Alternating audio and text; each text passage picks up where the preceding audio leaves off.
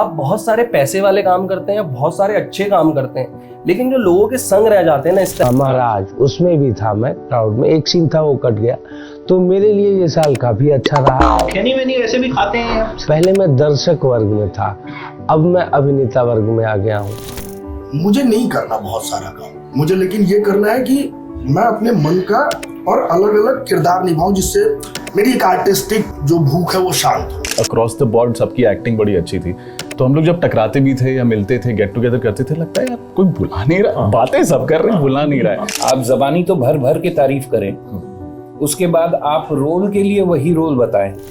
कभी कभी समझ में नहीं आता कि यार इतना आसान है क्या कि एकदम से आप कह रहे हो कि भाई कोई एक्सेंट पकड़ लो, फट से कुछ कर लो, फिर आप कह रहे हो कि यार एक्टर आके मतलब कर चला गया। एक चाइल्ड एक्टर को उसमें कास्ट किया गया, अब वो चाइल्ड एक्टर हिट हो गया।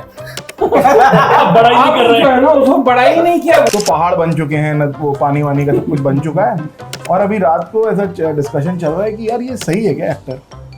मैंने कहा सही है क्या एक्टर, कल पहाड़ बन गया भाई, मतलब पहाड़ पे भरोसा है, एक्टर पे नहीं है। डायरेक्टर जो है हमारे, डायरेक्टर का नाम है, फिल्मों की तरह शूट कर रहा है। मैंने बहुत बहुत सोचता है एक एक शॉट को कंसीव करने के। हाँ सर, समय बहुत लगा रहा है, समय टाइम बहुत। प्रोड्यूसर मेरे रूम में आई 2-3 लोगों के साथ कि देयर इज एन इशू। मैं कि क्या हो गया है कि जो हमारा क्लाइंट है ना, वो जो आपका ड्यूप करने आया था उसको वो पसंद आ गया। अरे यार भाई मुझे जो क्राइसिस हुए ना लाइफ में, बहुत बड़ा चेक मिला है, वो मैं जब तक लेके गया बैंक तब तक वो चैनल बंद हो गया। तो बैंक बाउंस हुआ। ये क्या है? क्या कितना मैटर करती है सोशल मीडिया? कई लोग हैं जो सिर्फ और सिर्फ इंस्टाग्राम के फॉलोअर्स को देखते हैं। मेरे मैनेजर ने मुझे कॉल किया, आपका औरतों में फॉलोइंग ज्यादा है। कमर्शियल्स और इनमें लोग देखते हैं। मेरे पिताजी को ब्रेन हेमरेज हुआ, तो वो थोड़ा रुक रुक के बोलते हैं।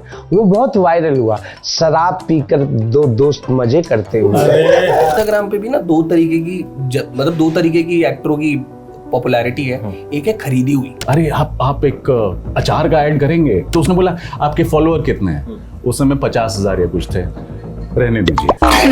एक मैं शो कर रहा था, उसमें बनारस की कहानी थी और मैं इकलौता था इसको बनारसी आती थी, तो मेरा हटवा दिया कि तुम हिंदी बोलो। बाकी मैं ठीक कर पा रहा। वो बहुत वायरल बोले तुम ज्यादा लोग समझ नहीं पाएंगे, ज्यादा अच्छा कर रहे हो। 6 फिल्म फेयर अवार्ड लिए हुए लोग कॉन्स्टेंटीन स्टेनिस्लविस्की का एक एक्सरसाइज करा दो, वो एक्टिंग छोड़ देंगे। और साउथ बहुत टाइम तक ना मजाक उड़ाया सर इस चीज का, कि अरे वो डब कर रहे हैं फिल्म, क्या कुछ भी होता रहता है उनकी फिल्म में, फोन किया मर्डर हो गया। मुझे लगता है कि राइटर्स को भी समझ में आ गया कि अब मैं ऐसी किताब लिख सकता हूँ दोबारा जिस पे फिल्म बन सकती है।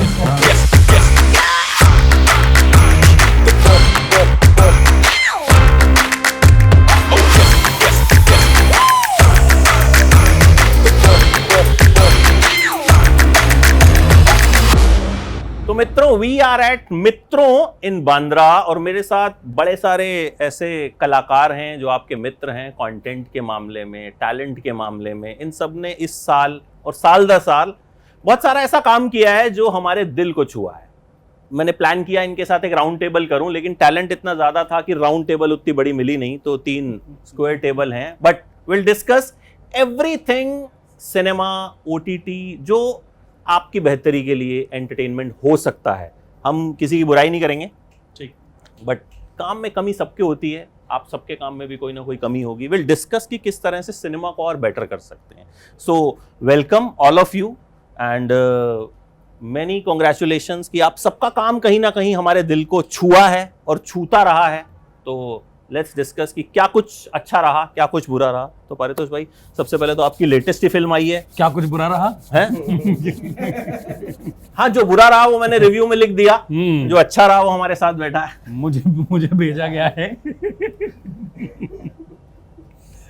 उन्होंने अगली फिल्म का वादा किया है, मैं कुछ ऐसा नहीं बोलूंगा। नहीं, मैं ऐसा कुछ था ही नहीं उसमें। बुरा नहीं रहा, अच्छा रहा, बहुत अच्छा रहा। वही जो उनकी नीयत है, जो उनकी सोच है, जो मंशा है फिल्म के प्रति के पीछे, वो ये थी कि परिवार आए थिएटर तक। नहीं तो हिस्सों में लोग आते हैं ना कि कुछ लौंडे देखने चले गए, फिर कुछ गर्लफ्रेंड के साथ देखने, पूरा परिवार एक साथ देखे। तो हर कुछ 15-20 सालों में ऐसी एक फिल्म आती है जो पूरे परिवार को एक साथ लेके आती है बिल्कुल। थिएटर तक। तो इस बार की कोशिश यही है कि वनवास पूरे परिवार के साथ देखें और परिवार के लिए देखें, और जो बिजी है आदमी गर्दन झुका के सम्मान से नहीं मोबाइल की वजह से है, वो सम्मान से भी नजरें झुकाए बिल्कुल। और वो इज्जत करे। इस साल कई ऐसी फिल्में रही जो जब मैंने थिएटर में देखी तो सिर्फ 9 ही लोग थे, एक मैं और बाकी 4 कपल थे। तो इस तरह की भी बहुत सारी फिल्में रही हैं। तो ये फिल्म जो है हाँ पूरी फैमिली के साथ देख सकते हैं, बाकी कपल्स भी चाहें तो जाके देख सकते हैं। हाँ, बुरा नहीं मानेंगे। तो हर्ष, गुल्लक 4 मतलब मुझे लगता है बहुत से लोगों की बहुत फेवरेट सीरीज, बहुत रिलेटेबल सीरीज। एक डायलॉग जो है वो हमें याद आता है कि हाँ यार हमारे पापा भी ऐसा करते थे, हमारी मम्मी भी ऐसा किया करती। तो ये साल कैसा रहा? सीजन 4 आया और हमेशा की तरह बाकी सीजन्स की तरह लोगों ने खूब प्यार दिया।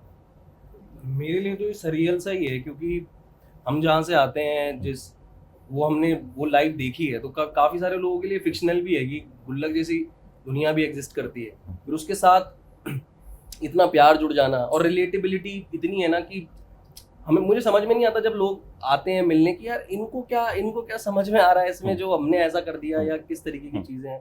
वो बहुत ही ज़्यादा अच्छा लगता है एज एन एक्टर, क्योंकि मैं कभी कभी ये फील करता हूँ कि आप बहुत सारे पैसे वाले काम करते हैं, बहुत सारे अच्छे काम करते हैं, लेकिन जो लोगों के संग रह जाते हैं ना इस टाइम में, इस जनरेशन के लिए, वो बहुत रेयर काम है जो एक एक्टर को मिलते हैं। वो मुझे ऐसा लगता है वो ब्लेसिंग ही है कि आप ऐसे कामों के साथ जुड़ पा रहे हैं। 5वां सीजन कब आ रहा? देखते हैं, अभी काम चल रहा है उसमें। अब से पहले लोग कहते थे देख रहा है विनोद, इस साल आपने कुछ ऐसा किया कि लोग कह रहे हैं विनोद तो मार रहा है, फिर विनोद जानवरों का डॉक्टर बना हुआ है। ठीक है, तो कहीं ना कहीं विनोद साथ रहा लेकिन किरदार आगे बढ़ गए, जो कि एक एक्टर कहीं ना कहीं चाहता है कि एक कैरेक्टर हिट हुआ, बहुत अच्छी बात है, बट ज़्यादातर क्या होता है ना कि फिर उसी कैरेक्टर का साया जो है आपके पीछे घूमता रहता है। बट इस साल कहीं ना कहीं आपने गाड़ी को आगे बढ़ाया।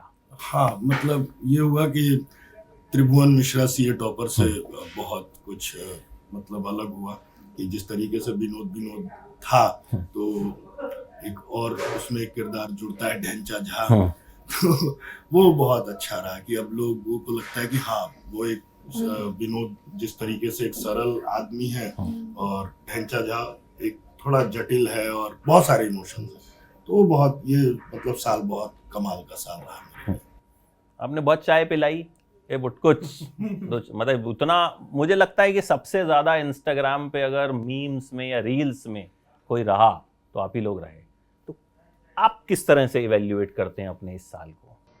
देखिए, ये साल मात्र ये साल नहीं है, इसके पीछे कई साल लगे। बिल्कुल बिल्कुल, बहुत सारी मेहनत है। तो मेरा जो काम इस साल सबसे पहले आया भक्षक रेड चिली का, और फिर उसके बाद आया लापता लेडीज, फिर पंचायत 3, और फिर 1.5 बीघा जमीन, और उसके बाद मैं क्राउड में आपको दिखूंगा। महाराजा में भी एक सीन था जो कट गया। महाराजा विजय सेतुपति वाली या नहीं, महाराजा आमिर खान, जुनैद वाली। तो हाँ, महाराज उसमें भी था मैं क्राउड में, एक सीन था वो कट गया।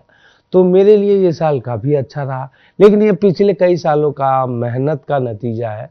और मैं इस तरह से देखूंगा कि मैं DD1 से एक्टिंग शुरू किया, मतलब देखना शुरू किया। पहले मैं दर्शक वर्ग में था, अब मैं अभिनेता वर्ग में आ गया हूँ। तो ये उपलब्धि जो है ये मुझे बहुत अच्छी लगी, और लोग आते जाते लोग आपको बोलते हैं बन राकस, तो ये मुझे अच्छा लगता है। तो मुझे मज़ा है। खैनी मैनी वैसे भी खाते हैं आप स्क्रीन के लिए? नहीं, मैं खैनी नहीं खाता हूँ। खैनी खाते ही नहीं? नहीं खाते हैं।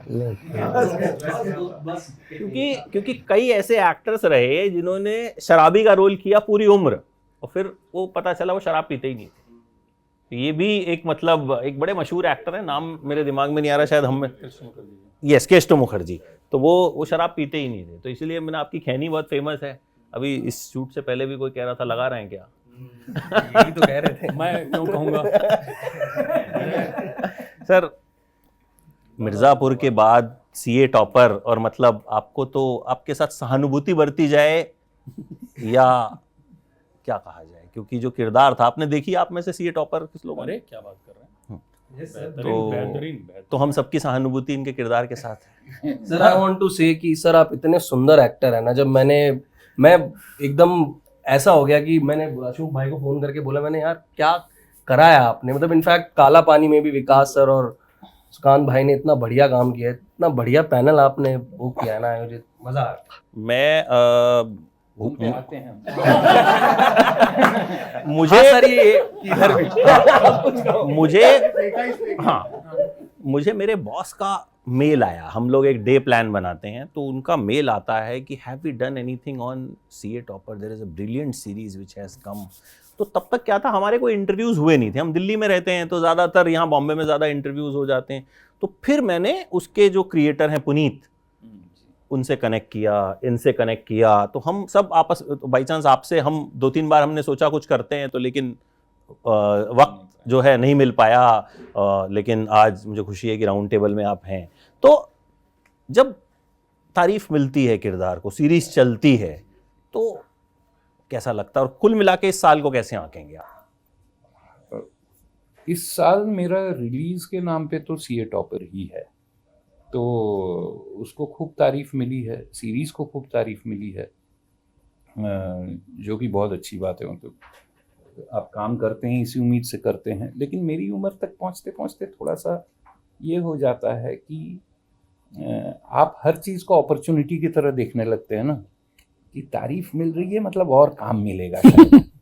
हाँ, तो बात वहाँ पे चली जाती है। अब आपसे कौन फोटो खिंचवा रहा है या वो कर रहा है, वो एक तरह का वैलिडेशन है, जो दुर्गेश कह रहे थे अभी, और मैं उस बात से बिल्कुल सहमत हूँ कि वो ना एक तरह का वैलिडेशन है, एक सामाजिक लेवल पे वैलिडेशन है कि अगर कोई आके आपके साथ एक फ़ोटो खिंचवा लेता है, या कोई अजनबी सा इंसान आपको देख के ठिठक के रुक जाता है और कहता है यार आपको देखा था, तो वो बिल्कुल एक वैलिडेशन है, और उससे आपको एक बल मिलता है एक तरह का कि नहीं, मतलब जो भी कर रहा हूँ थोड़ा सा ठीक ही ठाक कर रहा हूँगा, जबकि ये हो रहा है। लेकिन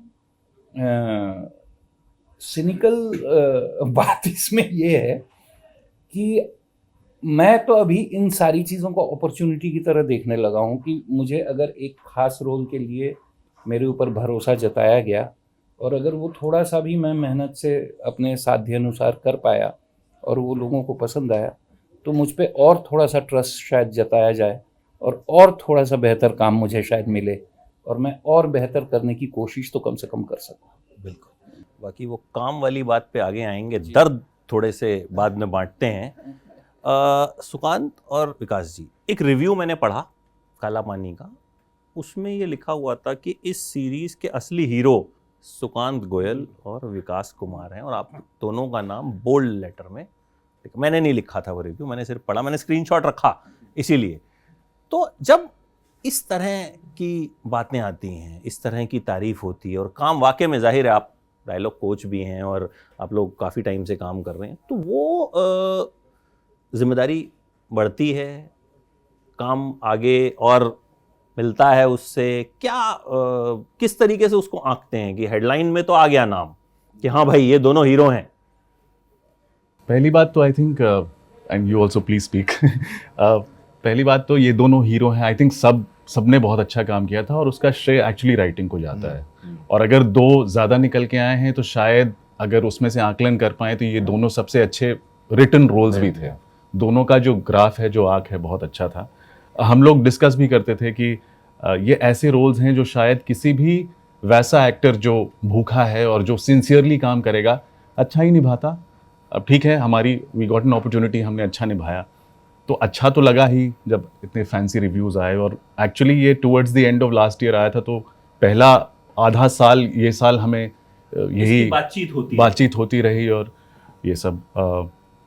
उसके अलावा रिस्पॉन्सिबिलिटी मैं उतना बर्डन नहीं लेता अपने ऊपर कि अब क्योंकि अच्छा काम कर लिया तो रिस्पॉन्सिबिलिटी है कि मुझ पर कि मैं और बेहतर काम करूं। मैं खुद चाहता हूं बेहतर काम करना, कि अब ऐसा किया या आर्या में कुछ किया तो अब कुछ अलग करने का मौका मिले, कुछ लोगों को दिखे कि अच्छा रेंज है, कुछ और अलग मिले, बड़ा हो छोटा हो।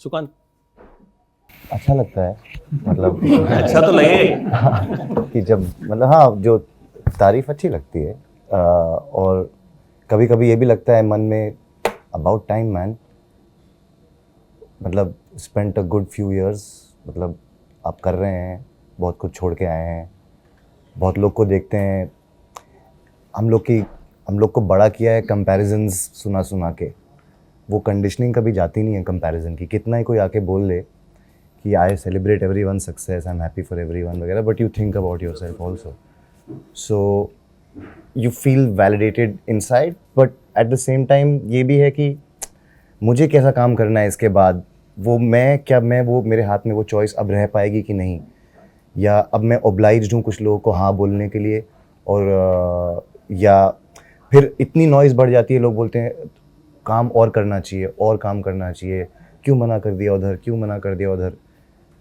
तो वो कॉन्फ्लिक्ट और बड़ा हो गया एक्चुअली मेरे दिमाग में कि क्या करना है और क्या नहीं करना, वो थोड़ी डेंजरस स्पेस हो गई है मेरे लिए।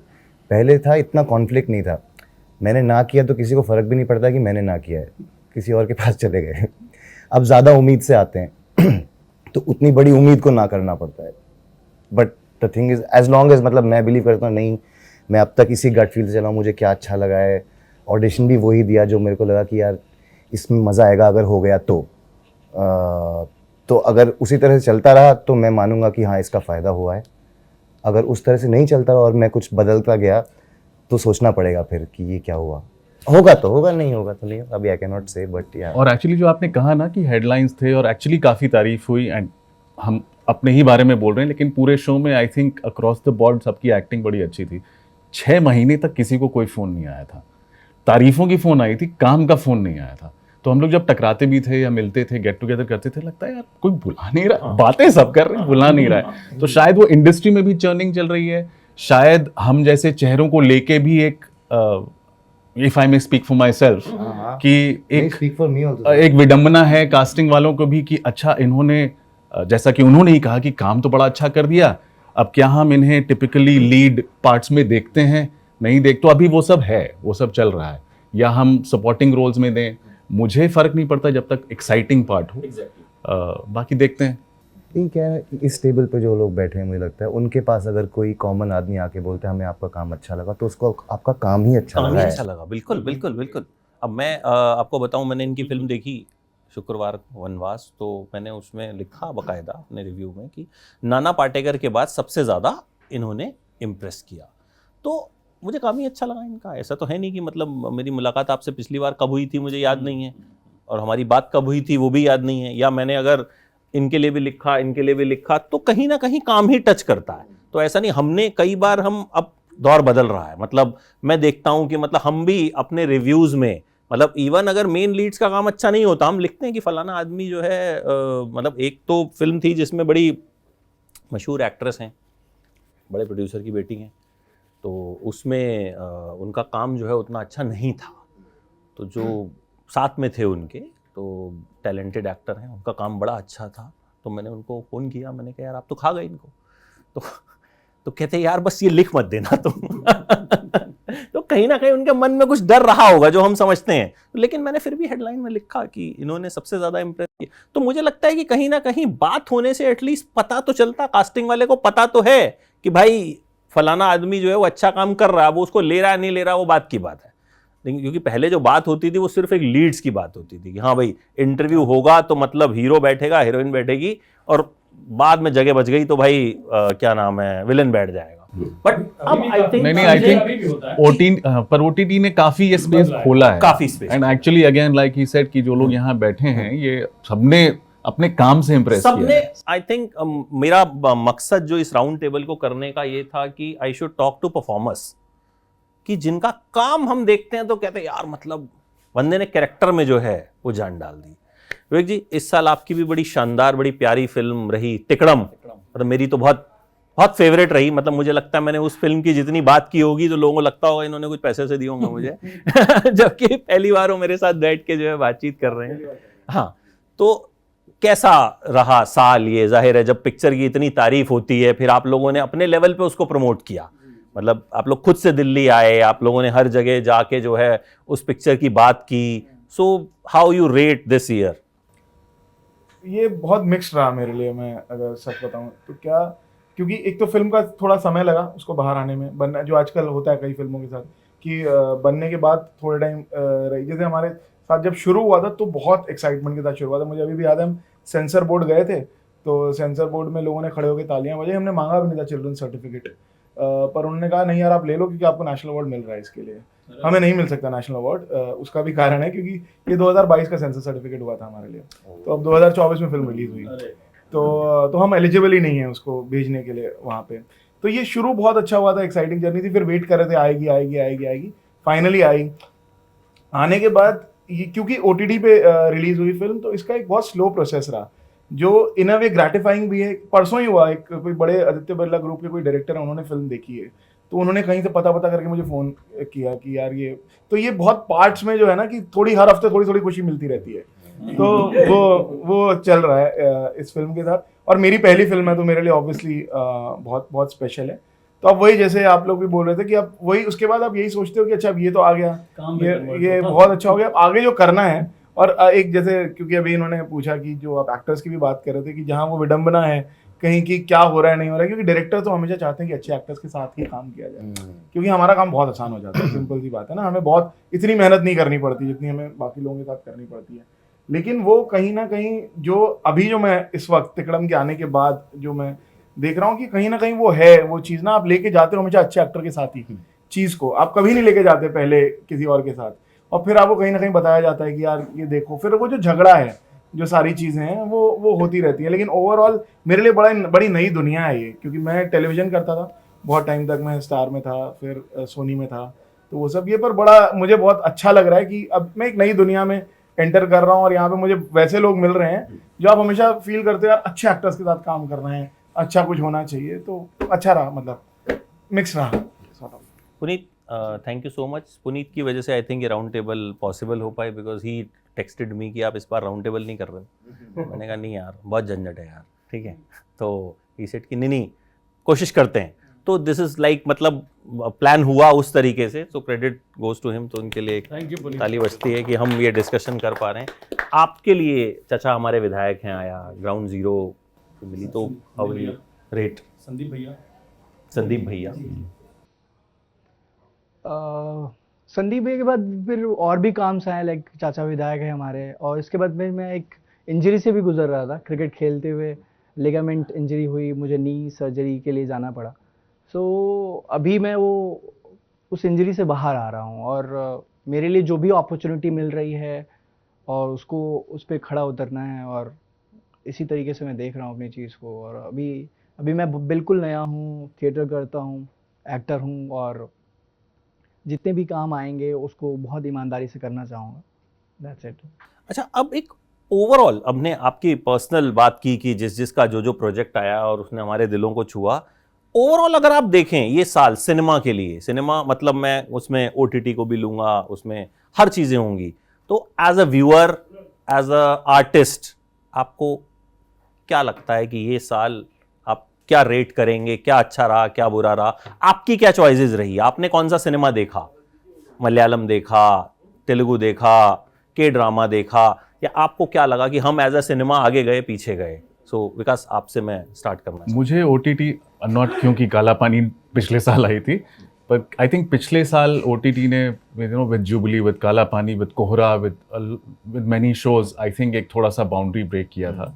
इस साल सॉरी जिनके शोज आए हैं, ऑफ कोर्स कुछ बहुत अच्छे शोज आए हैं, लेकिन आई थिंक पिछला साल बेहतर था उस मामले में, तो वो कभी भी हो सकता है। OTT ओवरऑल फिल्मों में, आई थिंक फिल्मों में OTT में हर जगह एक चर्निंग चल रही है। एक जैसे हम पहले भी बात कर रहे थे कि मलयालम सिनेमा है जो कंटेंट वाइज बहुत स्ट्रॉन्ग है, और लॉकडाउन के वक्त जो है एक्सपोजर मिला, सब लोग देखना शुरू किए, सब लोगों ने देखना शुरू किया, और आज वाइडर रीच है।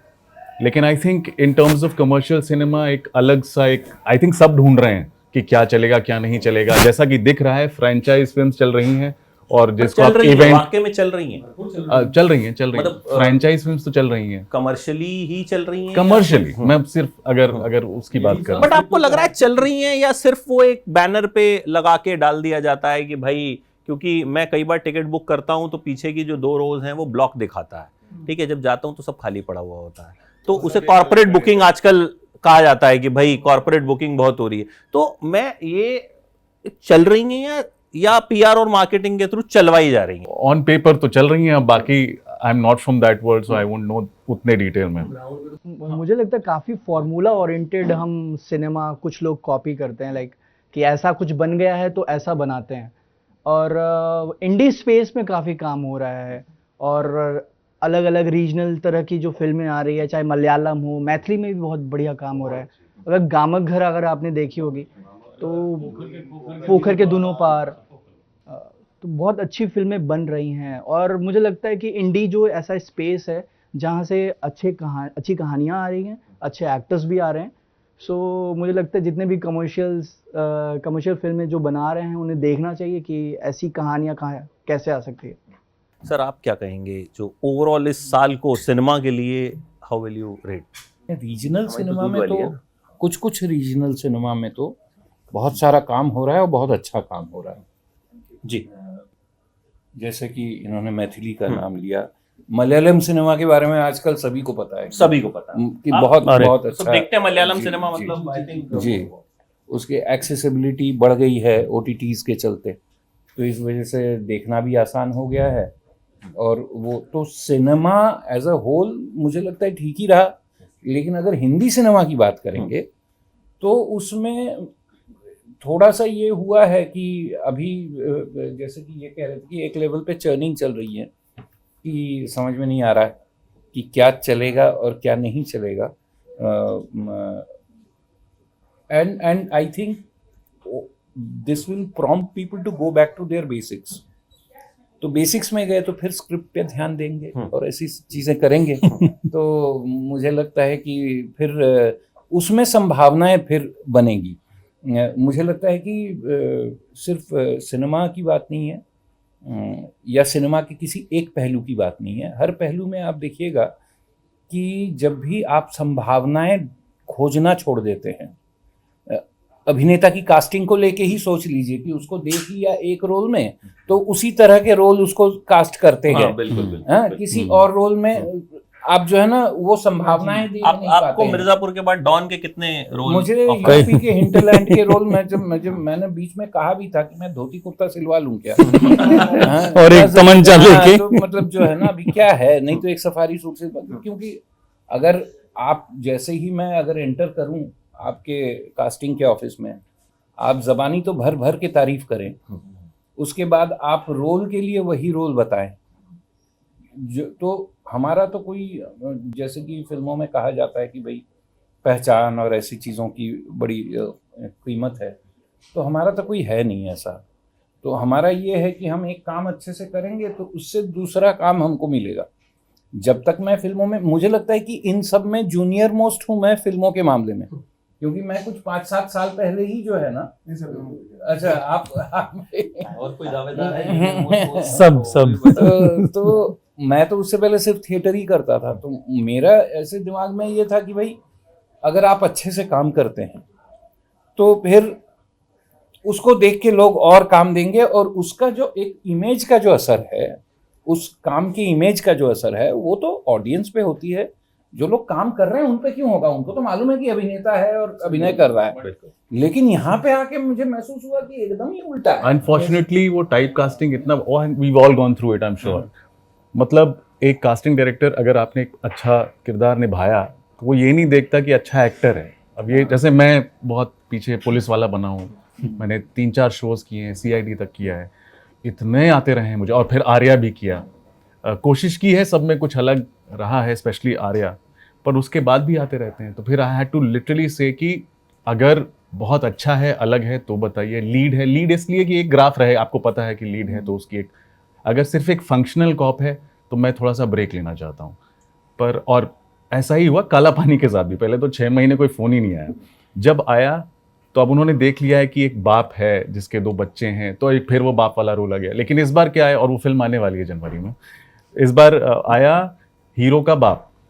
अच्छा, अब हीरो का बाप बना दिया। हाँ, तो अब उन्हें लगा कि मैंने शायद उतना बड़ा हो गया होगा। नहीं, मैंने कहा, तो मैंने उतनी इंथुजियाज्म नहीं दिखाया उतना, तो उधर से आया कि लेकिन ये जो हीरो है ये कुछ 16-18 साल का ही है, काला पानी में भी आपका लड़का 15-16 साल का था। ऐसे मुझे उम्र से नहीं है, काला पानी में अगर हीरो बोलना है तो मैं भी हीरो था, मतलब मुझे कुछ करने को था। अब तुम उस फिल्म में एक लड़का है, एक घोड़ा है, एक सुपरस्टार है, एक ये है, एक वो है, और फिर मैं बस उसका बाप हूँ। ठीक है, और वही सीधा सा, उन्होंने देख लिया कि सीधा सा बाप, वही सीधा सा बाप, गरीब बाप। मैंने बोला उस दिन जब इन्होंने गाली दी तब उनको लगा उतना सीधा है नहीं। उसको दूसरे रोल में एक्सप्लोर करते हैं थोड़ा और सीधा करते होना आपके लिए जो है वो कहीं ना कहीं हैं। वो तो कैरेक्टर सीधा था ना। सुन के ही एक्साइटिंग लगे तब मैं आगे बात करूं। मैं तो बोला मैं कि- माफी मांगना चाहूंगा पूरे पैनल से, एक्चुअली पूरे हमारे क्लैन की तरफ से। नहीं नहीं, ये प्रॉब्लम है, आप एकदम जो चल रहे हैं, हाँ। हाँ नहीं, जैसे अमित सियाल को हमने तिकड़म में जो कास्ट किया था, सीधा सा बाप, तो वो ब्रेकिंग ही था एक तरीके से कि हाँ, मतलब वो जब मैं अमित के पास पहुंचा था, सॉरी आप कुछ कह रहे हैं, मैं अमित के पास पहुंचा था तो उसने कहा भाई मेरे पास आदमी बंदूक लेके ही आता है कि या तो मैं डॉन हूँ या मैं पुलिस वाला हूँ, पर बंदूक रहेगी हाथ में। तो ये जो एक बाप है जो इतना भोला है कि इसको बच्चे बेवकूफ बना लेते हैं, तो ये वाला जो रोल है, तो ये मुझे कहीं ना कहीं लगता है कि हमारी कमी है, क्योंकि हम देख नहीं पा रहे हैं as directors, as casting directors, as producers. और मुझे जेन्युइनली मतलब I am really sorry, because ये जैसे कि मैं हमेशा एक एग्जांपल देता हूँ, अमरीश पुरी जी का जो करियर था, correct, I think the most famous don, the most famous villain of all time, right. फिर आप गर्दिश देखते हो, विरासत, फिर आप विरासत देखते हो, फिर आप ये देखते हो DDLJ घातक देखते हो आप, आपको लगता है यार ये तो वेस्ट हो गया ना एक करियर पूरा का पूरा, क्योंकि आपने एक ही तरीके के रोल उनसे करा लिए। लेकिन जब आप देख रहे हो तो आपको लगता है तो आदमी मतलब क्या काम कर रहा है ऐसी चीजों के अंदर भी। इवन ये जो आप बात कह रहे हैं, इवन अगर हम देखें तो संजय दत्त को भी जो वो एक लुक चेंज करके विलन बनाया उनको, तो फिर वो बार बार रिपीट होते गए। साउथ की कई सारी फिल्मों में उन्होंने किया, और अल्टीमेटली फिर अब वो जब आता भी है हीरो वैसे बन के, तो लगता है ये तो देखा हुआ है। जैसे वो भूत से डरने वाली बात होती है, तो 4 बार वो डरा के चला गया, तो 5वीं बार आप कोई शॉक फैक्टर नहीं रहता। हाँ, तो जैसे वही मैं होता कह रहा हूँ, क्योंकि हम फिल्मों को कंपनीज की तरह ट्रीट करने लग गए हैं ना, कि आप आर्ट को आप कंपनीज की तरह ट्रीट करने लग कि अच्छा चलो मारुति की पिछली गाड़ी अच्छी थी तो ये वाली गाड़ी भी मारुति की ले लो, क्योंकि तो ये वही वाला आर्ट वैसा है नहीं, आर्ट का फॉर्म ही अलग है ना, आर्ट हर बार नया है, हर बार कुछ और है, वो एक्सपेरिमेंटल चीज है।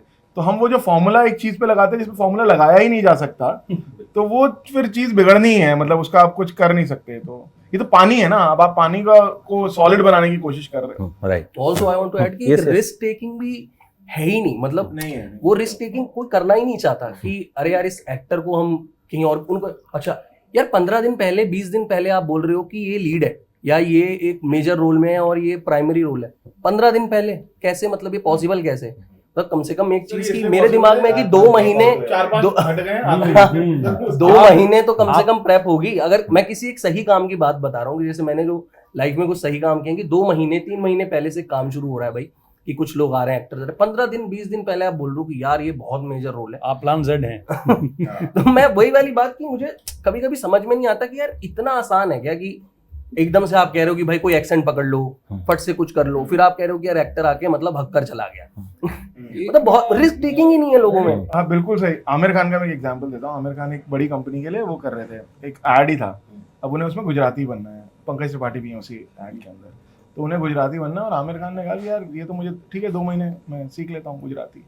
तो उन्होंने कहा यार 2 महीने 2 महीने कल 4 पिक्चर बन जाएगी। नहीं तो चंकी पांडे से बात हो रही है। पर सर वो आमिर खान है तो आप वो भी नहीं कर सकते हो, तो आपको करना तो है। तो उन्होंने फिर भी वो जो एक बेसिक जो वक्त था वो लिया, और फिर उन्होंने सारे गुजराती जो उनके दोस्त है सबको सेट पे बुला लिया कि अब तुम चेक करते रहो कि मैं कहीं गुजराती तो गलत नहीं कर रहा हूँ। He is like that only. मैं उनके साथ 2 बार मुलाकात हुई, 1 बार काम किया है।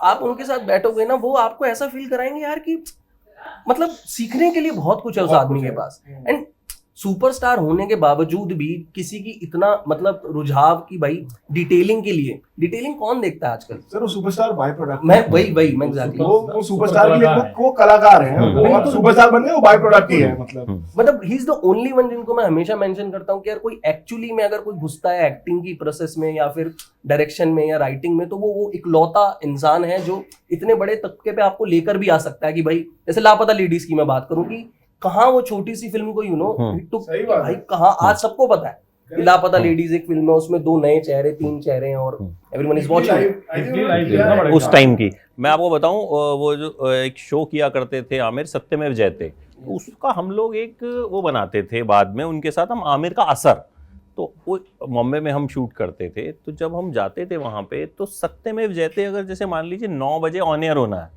8:45 बजे तक आमिर खान एडिट पे बैठे होते हैं, तो पूरा जो क्रू होता था उनकी जान सूखी हुई होती थी कि भाई दे दो फाइनल करके ताकि ये चला जाए। तो मतलब I have seen sir, that. उनको ना ये याद रहता था छठे एपिसोड का शूट चल रहा है कि दूसरे एपिसोड में यहाँ सोफा था कि नहीं था।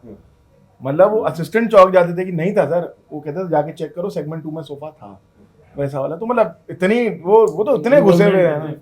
अशोक भाई आप, हाँ सॉरी Please. एक बात, हाँ बिल्कुल बिल्कुल। एक जो अभिनेताओं से इतर बात है, जो मैं एक दिन असल में पिछले दिनों ऋतुपर्णा घोष का एक जो है ना इंटरव्यू आ रहा था, वो मैं सुन रहा था।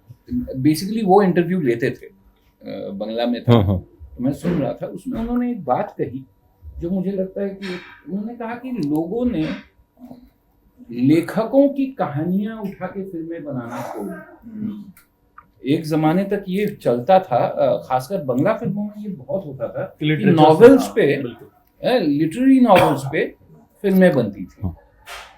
हिंदी में जो है ना इसका बहुत ज़्यादा मुझे नहीं लगता है कि ट्रेडिशन रहा है, लेकिन ये शायद ये थोड़ा सा करने की दरकार है। इस पे भी जो है ना थोड़ा सा एक्सप्लोर करने की ज़रूरत है कि जो कहानियाँ लिखी जा रही हैं, कहानीकार हैं बहुत सारे कहानियाँ लिखी जो फिल्मी कहानीकारों से अलग है, और फिर जब वो फिल्म के लोग उस पे बैठेंगे, उसका स्क्रीन प्ले बनाएंगे, उसकी सारी चीजें बनाएंगे, तो कॉम्बिनेशन तो हाँ वो शायद एक चीज। वो लेकिन वो कुछ पॉपुलर बुक्स का शुरू हो गया था बीच में, एंड देन मुझे लगता है कि राइटर्स को भी समझ में आ गया कि अब मैं ऐसी किताब लिख सकता हूँ दोबारा जिस पे फिल्म बन सकती है और ये डील हो सकती है। उसने फिर 5-6 लिख अभी दिए। मुझे लगता है राइटर किताब लिखना शुरू करते होंगे कहीं तो सोचते होंगे कि अच्छा इसको किसको सोचते पिच कर हैं, सकते हैं, सोचते हैं, एकदम इसको एकदम pitch कर सिनेमैटिकली सकते हैं। सोच रहा है राइटर। मेसी का एक इंटरव्यू बयानिया भी वैसा ही रहता है, स्क्रीन जैसे कि फ्रेम ओपन होता है ना, वैसे वाला उसका नरेशन भी वैसे वही ही कह है। रहे थे कि Screenplay किताब type पढ़ो तो ऐसा लगता है कि इसलिए लिखी गई है कि इसकी फिल्म बन Screenplay सके। क्राइम जर्नलिस्ट तो 40% डेफिनेटली सोच रहे हैं इस समय, और कुछ चैप्टर्स में क्या निकाल दूं, कोई उठा ले और फिर बस। अच्छा, जो हमने एक कैरेक्टर के ब्रैकेट में फंसने की बात कही, जैसे पारितोष मामा जी तो टीवी बहुत पे बना फंसा रहा, करते हाँ, थे, ठीक है, वो मतलब जगत मामा हो गए। दुख भी होता होगा आपको कि कोई भी लड़की आ रही है कि मामा जी, हाँ, मामा's ठीक है, girl। हाँ ठीक है, आपका विनोद रहा, बट आपका भी कहीं ना कहीं बनराकस रहा, जबकि आपने बहुत सारा काम पहले भी किया है और अभी भी। तो इस ब्रैकेट से निकलना कितना मुश्किल रहा आप लोगों के लिए? बहुत मुश्किल। मतलब मुझे लगता है कि जो निकले अभी- कैसे? नहीं निकल Still कहाँ following, निकले? yeah। नहीं, स्टिल कहीं ना कहीं आपने वाइल्ड वाइल्ड पंजाब भी की, ठीक है, तो कहीं एक जो स्क्रीन पे आपको देख रहा है तो वो कहीं ना कहीं उसके दिमाग में तो आते यार ये मतलब ये भी कर सकता है। इसमें एक और कहानी है मेरे भाई कि जैसे जब सेकंड सीजन आया, विनोद बहुत काम किया मैंने उससे पहले भी, ठीक है, विनोद ने अब जब देखते हैं तो पहचानते हैं, अच्छा 10 साल पहले आप भी कई बार शेयर करते हो हाँ। कि ये 10 साल पहले और ये तो विनोद है, ये इस पिक्चर में था। बिल्कुल, जैसे फुकरे का और भी कई सीन। मेन बात है जो विकास दा अभी बोल रहे थे, चाहे सुकांतो भाई बोल रहे थे कि काम करने के बाद, जैसे सेकंड सीजन के बाद कुछ कॉल, मतलब जो कॉल्स आई वो वैसी ही कॉल्स थी कि चाय वाला है, उसके साथ कुछ ऐसा हो गया है, ये सरल आदमी है, इसके बेटी का रेप हो गया है, ये गिड़गिड़ा रहा है, रो रहा है, लाचार है। और लिटरली मुझे लग रहा था कि मैं फ्रस्ट्रेट हो रहा हूँ ऐसी कॉल्स से, कि मुझे नहीं करना बहुत सारा काम, मुझे लेकिन ये करना है कि मैं अपने मन का और अलग अलग किरदार निभाऊं, जिससे मेरी एक आर्टिस्टिक जो भूख है वो शांत हो। कट्टू ये साल मैं इसलिए बहुत अच्छा मानता हूँ कि त्रिभुवन मिश्रा सीए टॉपर है, और अब जो लोग जैसे विनोद जिन्होंने देखा है और वो मुझे ढैंचा में देखते हैं, इवन परितोष का आई कॉल्ड हिम, अरे क्या बेहतरीन। तो मतलब मुझे वही लगता है कि अगर, और ये मुझे अब ये हो सकता है कि अभी आने वाले दिनों में कुछ ऐसा हो, लेकिन मुझे लगता है कि अगर त्रिभुवन मिश्रा मुझे कब मिली, जब मैं पंचायत सेकंड सीजन शूट कर रहा था, शायद मैं अब इमेजिन करता हूँ कि विनोद आ गया होता तो शायद त्रिभुवन मिश्रा सीए टॉपर में ढैंचा जा मुझे कोई कास्ट ही नहीं करता, या उसकी वो इमेज ही नहीं बनती, विनोद और बड़ा हो गया कि ये आदमी इस तरीके का किरदार निभा सकता है, क्योंकि मेरे को कॉल्स वैसी ही हैं। तो वही है, ये विजन पता नहीं कैसे क्या होगा, जबकि बहुत सारा वेरिएशन में काम है, लेकिन वही बात है कि कॉल अब थोड़ा सा ये हुआ है कि त्रिभुवन आने की वजह से अब जो लोगों का है थोड़ा सा अच्छा, आपने सीरियस रोल किया, आई कांट इमेजिन, और ये कि एक सरल आदमी और फिर इस तरीके का वो ढैंचा झा का कैरेक्टर, तो वो एक अलग लड़ाई है जो मैं अभी भी, मतलब मैं नहीं चाह रहा हूँ कि ठीक है मुझे बहुत बड़ा वो, लेकिन मैं ये चाह रहा हूँ कि अगर वो 3 सीन भी है या 4 सीन भी है या छोटा किरदार है, लेकिन वो कुछ तो मैं नया क्रिएट करूँ ना, कि मेरे लिए कुछ है। जैसे आर्या हमने की थी, वो मुझे लग रहा है कि मुंबई 2010-11 कॉमेडी किया मैंने, सारे रोल लगभग कॉमेडी, और आर्या में मुझे इतनी खुशी हुई कि बहुत छोटा किरदार था, लेकिन उन्होंने मुझे, अभिमन्यु जो कास्टिंग डायरेक्टर है, उन्होंने कॉमेडी ही काम देखा था, मेरा पुष्पा वाली एक सीरीज आई थी, और उसके बाद उन्होंने जब वो सीरियस रोल के लिए मुझे बुलाया कि ये किलर है, और ये मतलब वो मेरे लिए बहुत बड़ी खोज, बेशक वो किरदार छोटा था, लेकिन मैं इतना हैप्पी था कि यार एक आदमी मुझे उस तरीके से देख रहा है कि नहीं यार ये बहुत इंटेंस एक्टर भी है, तो वो जो खुशी होती है ना, वो एक अलग तरीके की है। तो वो अभी भी चल रहा है, पता नहीं वो कब टूटेगा या क्या होगा। अभी थोड़ा सा वही बात है कि त्रिभुवन आने की वजह से थोड़ी सी चीजें बदली हैं, और थोड़ी सी दायरे की, हाँ देखते हैं, ऐसा ट्राई करके देखते हैं। और फिर अलग अलग लेवल्स पे, sorry you were saying something, अलग अलग लेवल्स पे कॉल्स लेते हैं ना लोग, तो अगर कास्टिंग वाले थोड़ा सा आपको देख भी लेते हैं उस तरीके से, तो फिर वेरियस लेवल्स पे कॉल लेने के लिए है, प्लेटफॉर्म है अल्टीमेटली, कौन किसको क्या भाता है, नहीं हम तो इसे ऐसे देखते हैं वाला। जैसे अभी एक कॉल आया था, तो पहले I was avoiding in the sense कि सर ज़्यादा तो नहीं है, 8-10 सीन ही है सीरीज़ में, हालांकि सीरीज़ जो बना रहे हैं वो उनका ट्रैक रिकॉर्ड बहुत अच्छा है, लेकिन जब है तब है, ये हमने सब सुना होगा, जब जिस सीन में है यही है, ऐसे वाले कॉल्स आते हैं। तो पहले उनके पिच से ही जो वो पिच मुझे लगा कि इतना एक्साइटिंग नहीं है, फिर सेकंड टाइम उन्होंने फिर से पिच किया कि नहीं सर हम आपको देखते हैं, and then they sent me some written material, तो वो एक हरियाणा का गुंडा था, जाट था, तो मुझे फिर एक्साइटिंग ये लग गया कि हाँ यार मुझे इसमें ना मैं हरियाणवी सीखूंगा। और हालांकि मतलब मैंने इनका, अगर आप मैं डायलॉग कोच भी हूँ, इतना अच्छा डायलेक्ट पे काम मैंने किसी का नहीं देखा जितना इन्होंने काला पानी में किया था। जो इन्होंने, there is actually something called Andamani Hindi जो इन्होंने पकड़ी थी, और जैसा एक एक्टर का काम होता है कि जाके रिसर्च करके उसको और डायनामिक बना दो which goes with your character, इन्होंने इतना खूबसूरत किया था और इतना कंसिस्टेंट किया था। तो मैंने एक्चुअली सोचा था कि हाँ मेरा वो ट्रिगर हो गया कि बटरफ्लाइज इन माई स्टमक, अब करेंगे काम। उनका यही था कि हम आपका नाम फिलहाल दे दें, हमें पिच करना है, आगे जो भी वो प्रेजेंटेशन बना है, पीपीटी बनाना है और आगे दे देते हैं, क्योंकि हम तो आप ही को देखते हैं। ऐसे दे दो, लेकिन अब तक फ़ोन नहीं आया, तो मुझे लग रहा है प्लेटफॉर्म ने मना कर दिया होगा। तो मैं बड़ा एक्साइटेड हो रहा था कि चलो उतना नहीं है, लेकिन मैं इनसे टिप्स लूँगा और जो दोस्त हैं सीखूंगा, और nobody would imagine me as a Jat but I do it.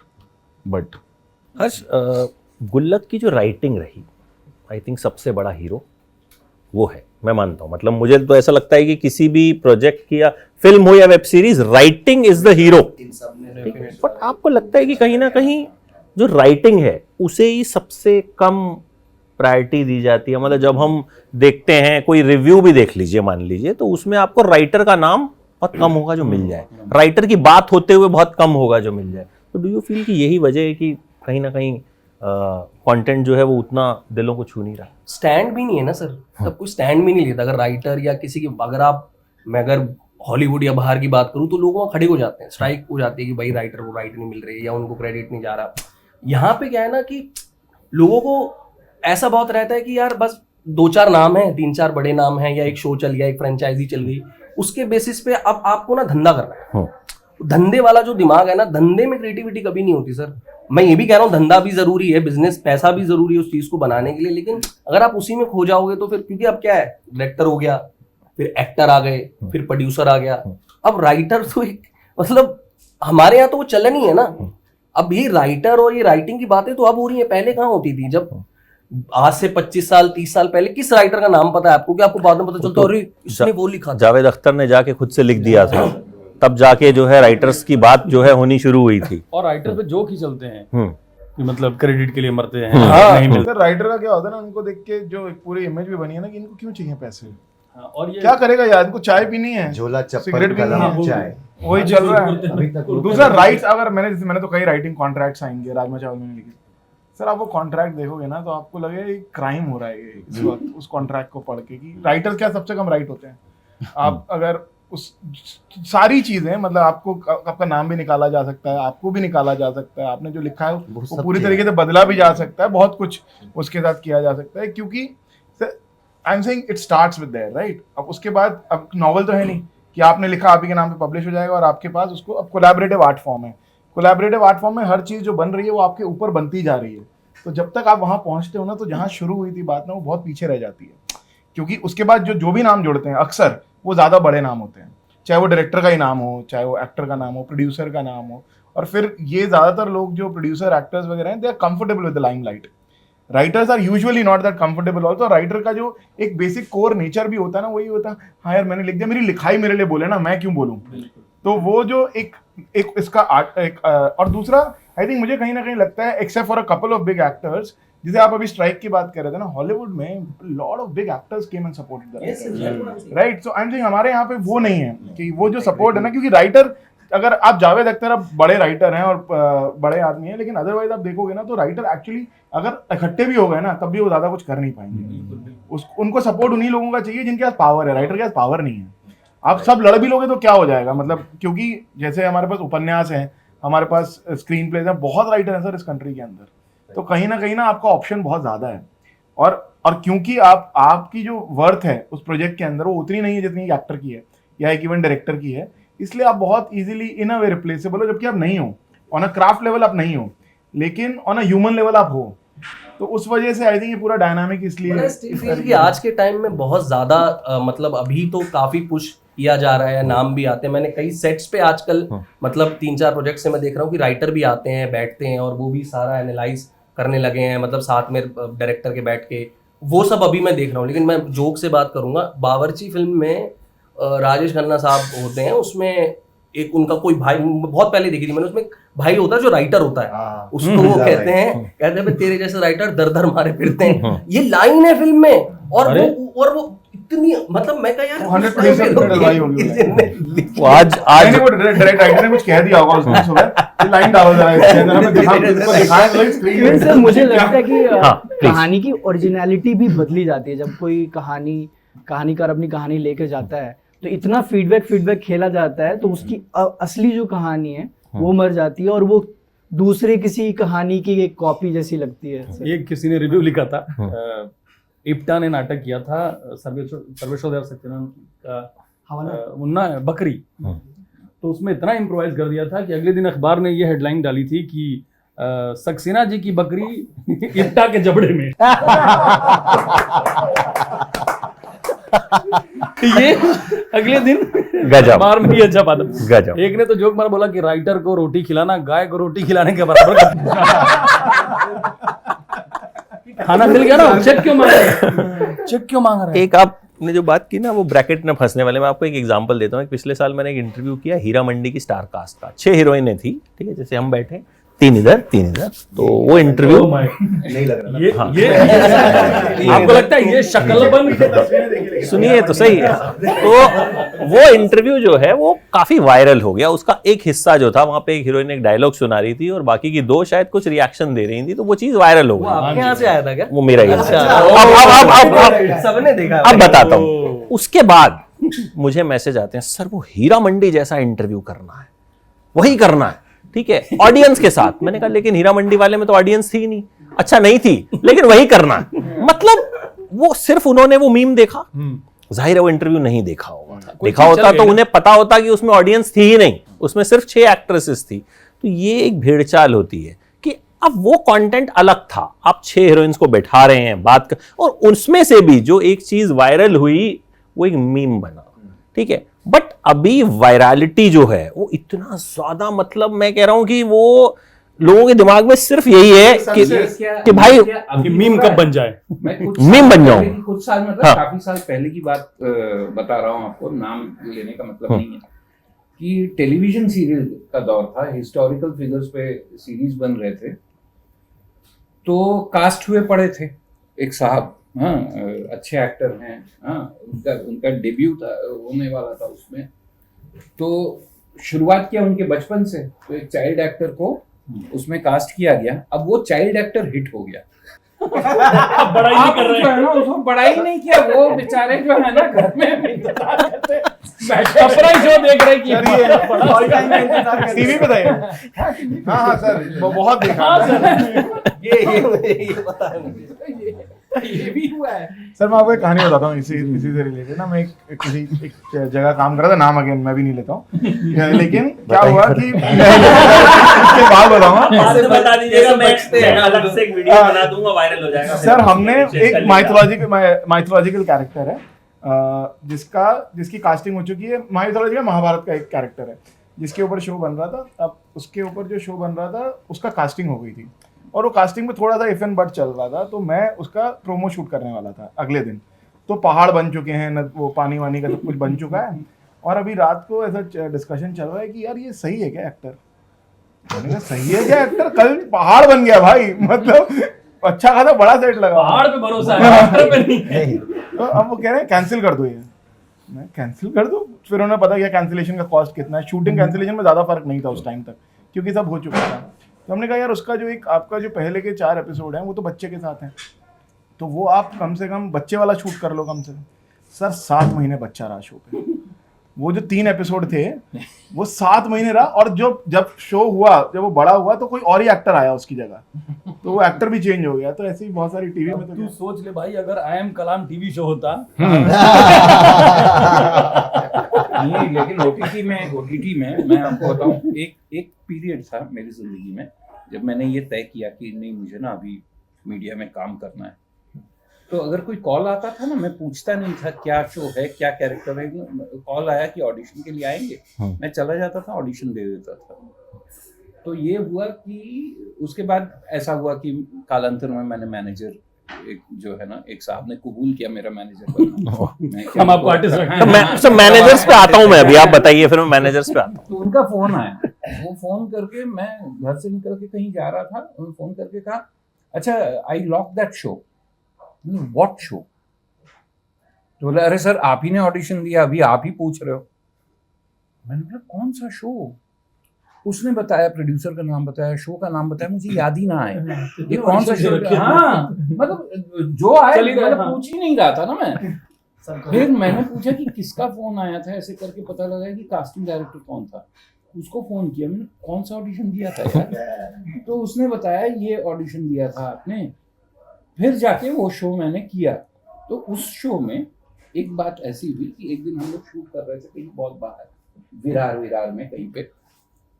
तो वहाँ पे जो प्रोड्यूसर, ओटीटी के जो प्रोड्यूसर, मतलब नौकरी वाले प्रोड्यूसर, मतलब मालिक नहीं, मालिक जो कहते हैं ना, सीईओ टाइप के जो है ना, वो साहब वहाँ बैठे हुए थे एक स्कीमर के पीछे।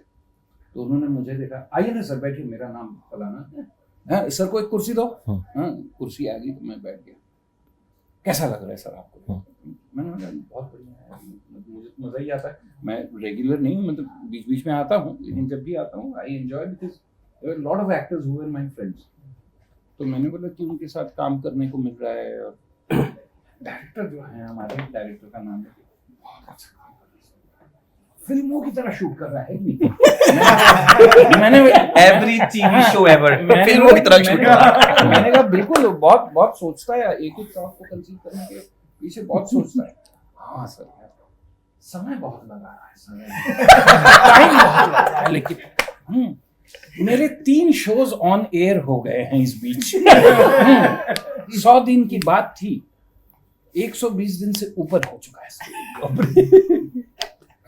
तब मैं तो भैया डायरेक्टर मेरे पाले का इंसान है, मैं तो उसी का सपोर्ट करूंगा, पर काम अच्छा होगा। हाँ, तो मैंने वो सब बात करके उन्होंने पहले वो सारी बातें कर दी। मैंने कहा एक बात बताइए सर, कितने घंटे का एपिसोड है? तो सर 50 मिनट का एपिसोड। उन्होंने कितने एपिसोड बना रहे हैं आप? 12 एपिसोड सर। मैंने बोला लेकिन आप मतलब 120 दिन में 4 फिल्म जितना कंटेंट तो निकाल लिया आपने, है ना? कम से कम 4 फिल्में बना लिया, इतने घंटे का कंटेंट निकाल दिया, तो ठीक ही कर रहा होगा कुछ वो आदमी। हाँ नहीं सर, आप क्या बात कर रहे हो, बहुत वाकई फिल्मों की तरह कर रहा है। हाँ बिल्कुल। किस्सा मैं भी शेयर करना चाहता हूँ। तो एक बार ऐसे ना, मैं 2013-14 की बात बता रहा हूँ, तो बहुत अच्छे पैसे मुझे एक एडवर्टीजमेंट के मिले, और मैं तब दिल्ली से ऑपरेट करता था, तो दिल्ली से मुझे राजस्थान बुलाया गया एक एडवर्टीजमेंट के शूट के लिए। राजस्थान टूरिज्म का ऐड था वो। और मैं कहा यार ऐसा पैसा कौन देता है यार, मतलब मेरी तो इतना 2-2.5 लाख रुपए एक दिन के ऐसा पैसा मिल रहा था। तो मैं गया, यहाँ से गाड़ी वाड़ी लेने आई है, मैं रास्ते में जा रहा हूँ, मतलब 1000 किलोमीटर कोटा राजस्थान, सब एकदम सेट है। मैं पहुँच रहा हूँ और मुझे ना धीरे धीरे ऐसा लग रहा है यार कुछ सही नहीं लग रहा है। किडनैपिंग बहुत हो रही है आजकल, 2-3 हो चुकी हैं, ध्यान रखिए। ऊंट के साथ इसमें नहीं, बहुत बड़ी ऊंट लीज तो कास्टिंग नहीं हो डायरेक्टर रहा है जिसने बहुत बड़ी कास्टिंग डायरेक्टर है जिसने कास्ट किया था, तो मुझे ऐसा कुछ हाँ। डाउट था नहीं। तो मैं पहुंचा, सुबह के 4 बज रहे थे, और उन्होंने बोलता यार तुम आधा 1 घंटा रेस्ट करना, और इतना शूट है भी नहीं, तो 7-8 बजे से शुरू करेंगे और तुम 4 बजे तक पहुंच जाओ। मैं पहुंच गया, मैं पहुंचा, मैं कहा यार बड़ी देर हो गई यार, किसी ने ना कॉस्ट्यूम के लिए पूछा ना क्या। मैं होटल के रूम में बैठा हुआ हूँ, वहीं उन्होंने अपने कॉस्ट्यूम का सेटअप लगाया हुआ है। अब मुझे क्या पता चलता है, थोड़ी देर हो गई, मैं कहा 6 बज गए, 5 बज गए, मुझे नींद नहीं आ रही, एंजाइटी में, क्या यार मुझे कोई बुला नहीं रहा। तो प्रोड्यूसर मेरे रूम में आई 2-3 लोगों के साथ कि देयर इज एन इशू। मैं कि क्या हो गया है, कि जो हमारा क्लाइंट है ना, वो जो आपका ड्यूप करने आया था उसको वो पसंद आ गया। अरे यार भाई मुझे जो क्राइसिस हुए ना लाइफ में, मैंने कहा यार ऐसा क्या था उस लड़के में कि उसकी आंखें बिलोरी थी। और भाई मैं ऐसा, और उसको ना उन्होंने कुछ ऐसा बनाया था कि भगवान टाइप का उसको कुछ बनाने का वो कुछ कर रहे होंगे, कि उसको नीला या कृष्ण या शिव कुछ ऐसा। भाई मैं ऐसा मन टूटा ना मेरा। तो फिर फिर मेरी कंसर्न वहां से हटी, मैं कहा पैसे वो मिलेंगे, but she give me the money. उसने मुझे चेक दिया, उसने बोला आप गाड़ी लो। मैं कहा आप गाड़ी लो और आप यहाँ से निकल जाओ। मैंने कहा यार देखो ऐसे तो मैं पैसे लेकर नहीं जाऊंगा। मैंने कहा आप मुझे काम करो, मुझे आप वॉकी टॉकी दो, अगर आपके सेट पे कुछ काम धंधा है मैं करता हूँ और फिर मैं वापस जाता हूँ। और किसी का ड्यू बनना हो तो मुझे बताना। तुमने जब कहा कि ऐसे तो मैं वापस नहीं जाऊंगा, बोला मुझे लगा अगला तुम्हारा सेंटेंस ही आने वाला है, मैं तो यहाँ पे किला देख के मुझे भी लगा कि अब आया हूँ तो राजस्थान घूम के जाऊंगा। मेरा पर्सनल राजस्थान मैं तो भाई अच्छा पैसे बहुत फंसते हैं, छोड़िए कोई बात नहीं। ये जो दुख अंदर से आ रहा है, दुख नहीं भाई, मुझे, अरे ये तो बहुत पुरानी बातें हैं। टॉम ऑल्टर ने मुझे कहा था कि if nobody has cheated you out of your money, अगर आपके पैसे कहीं से आने नहीं है, इसका मतलब आप काम ही नहीं कर रहे हैं। आपके आने मेरे आने हैं पर गए बहुत हैं। कई लोगों के तो वादे भी बाउंस हुए हैं कि परसों नहीं आया। Signature not matched. एक तो रियलिटी शो में मुझे बहुत बड़ा चेक मिला, वो मैं जब तक लेके गया बैंक तब तक वो चैनल बंद हो गया। तो बैंक बाउंस हुआ। ये क्या है? महुआ चैनल था। अच्छा हाँ अरे बाप, हम शो स्टॉपर थे। और आपको स्टॉप कर दिया गया। एक सवाल जो सबसे मैं जानना चाहूंगा, पुनीत आपसे शुरू करते हो, social media following. Oh my God. क्या सोशल मीडिया फॉलोइंग पे ही कास्टिंग होती है आजकल? आपको बुला के बोलते हैं कि भाई आपके तो इतने फॉलोअर नहीं है, हमें 10 मिलियन वाला चाहिए, इतने भी। मेरे तो अच्छे हैं सर, मैं तो नहीं करूंगा इस बात।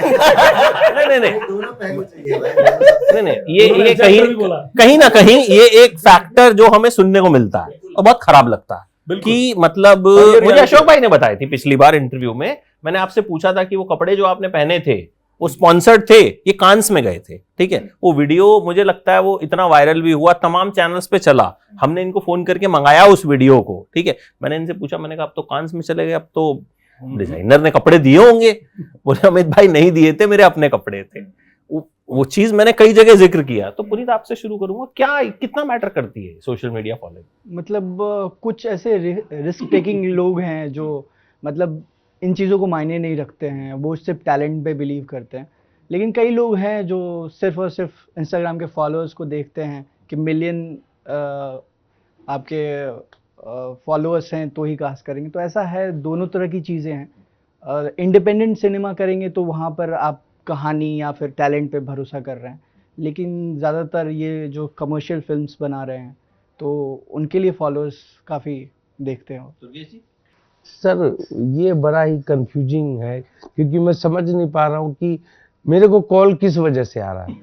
मतलब मेरे को आपके फॉलोअर कितने ये बताइए। अरे आप पहले अपने फॉलोअर बताइए अभी करंट कितने हैं? 1,09,000। फिर आपको टैलेंट की वजह से आ रहा है। हाँ, तो वही मैं मेरी पहली कैसे फिल्म आप कह सकते हैं?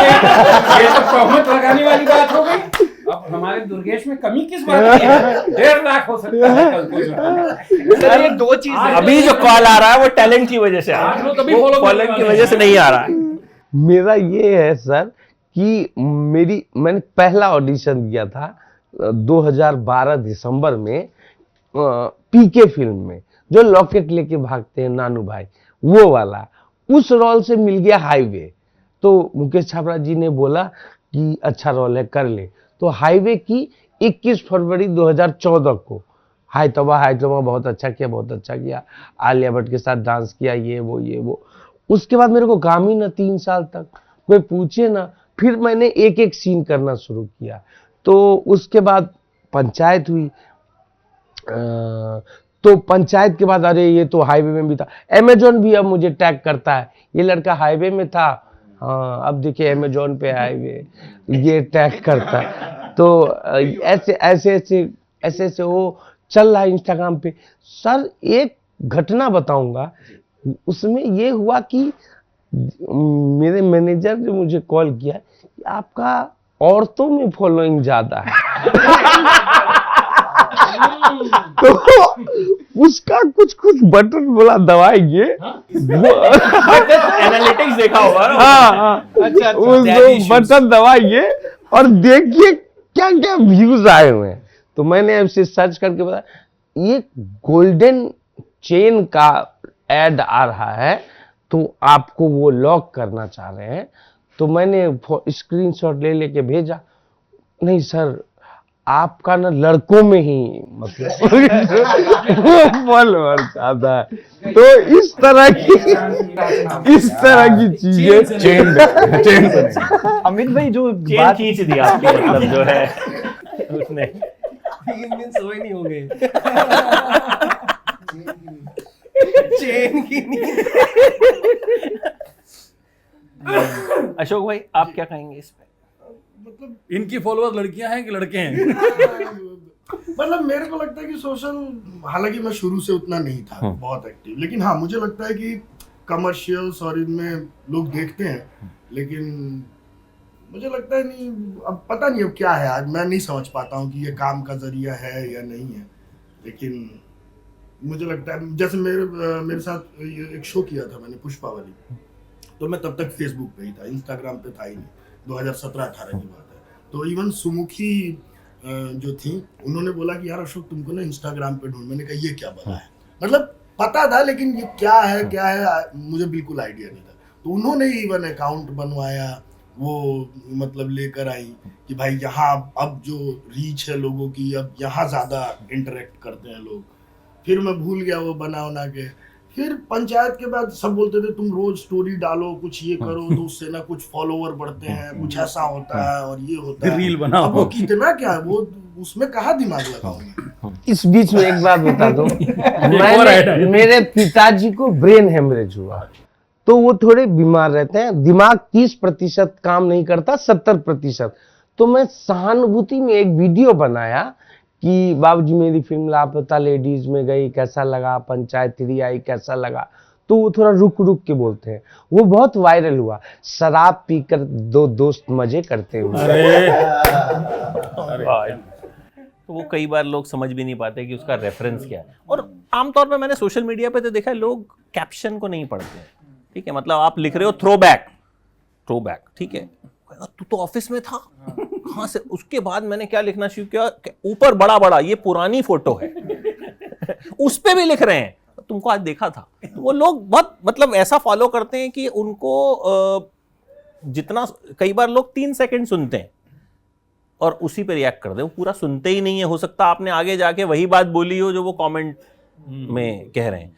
तो सोशल मीडिया फॉलो, आपसे तो ये सवाल बनता नहीं है, आपने मना कर दिया। उन्होंने Social- जमीन ली है इंस्टाग्राम पे, वहीं रहते हैं, बाउंड्री करा रखी है। नहीं आजकल ना मैं एक और चीज हाँ। तो थोड़े मैं ये वाली बात भी बता दूं कि इंस्टाग्राम पे भी ना दो तरीके की मतलब दो तरीके की एक्टरों की पॉपुलैरिटी है। एक है खरीदी हुई, उसकी रीच आपको पता चलेगी देखकर कि अरे व्यूज इतने कम ये क्यों तो है ही नहीं कहीं। ये 12 लाइक तो ये भी होता है। वो तो तो है ही। आप तो रीच भी बड़ी मैटर करती है कि आप कितने लोगों तक रीच आउट आपका अकाउंट कर पा रहा है। तो फॉलोअर्स कुछ मैटर नहीं करता। हाँ, सर- मतलब मैं इसमें हाँ। मैं बात मतलब कंप्लीट कर देता हूँ। जैसे मेरा जो एक्सपीरियंस रहा जी। कि मुझे लगता है बस हमें ना अपना काम करना है। वो जो मैं बहुत सारे लोगों को देखा कि वो उसमें उलझ गए, बिल्कुल। तो यार ये होता है वो होता है। मैं आज तक मुझे नहीं समझ पाता कि वो इंस्टाग्राम हैंडल अपने आप ही लोगों का बहुत सारे मैसेजेस आते हैं, प्यार आते हैं, लेकिन मुझे लगता है कि वो सब ना जब आप अपना काम करते रहेंगे ना तो लोग आप तक पहुंचने की कोशिश करते हैं। अगर हम जानबूझकर उन तक पहुंचने की कोशिश करेंगे तो ना मुझे लगता है ना इधर के रहेंगे और ना उधर के रहेंगे, फिर वो एक बेचैनी पैदा करती है। तो अच्छा है, लेकिन वही बात है कि ये फर्क तो है आजकल की मैं महसूस करता हूँ, लेकिन मुझे कोई फर्क नहीं पड़ता है। ठीक है, खरीदी हुई रीच की आपने बात की, तो मैं ऐसे भी लोगों को जानता हूँ, हीरोइंस को, जिनकी अगर रात को उन्होंने रील डाली और सुबह अगर उस पर व्यूज़ नहीं आए तो वो बहुत डिस्टर्ब हो जाती हैं कि मतलब क्यों नहीं आए। अभी रिसेंटली एक हीरोइन की मैंने पिक्चर देखी, उनके 18 मिलियन फॉलोवर थे इंस्टाग्राम पे, तो मुझे उसमें उनका काम अच्छा नहीं लगा। तो मैंने कहा कि भाई इनको थोड़ी और मेहनत करने की ज़रूरत थी, तो वो नाराज़ हो गई कि अरे आपने ऐसा। मैंने कहा बताइए, आपके 18 मिलियन फॉलोवर हैं, मैं आपकी तारीफ़ कर देता, आप मेरा रिव्यू शेयर करती, 18 मिलियन में से 1800 तो देख ही लेते, 1800 व्यूज़ तो मेरे पास आ ही जाते।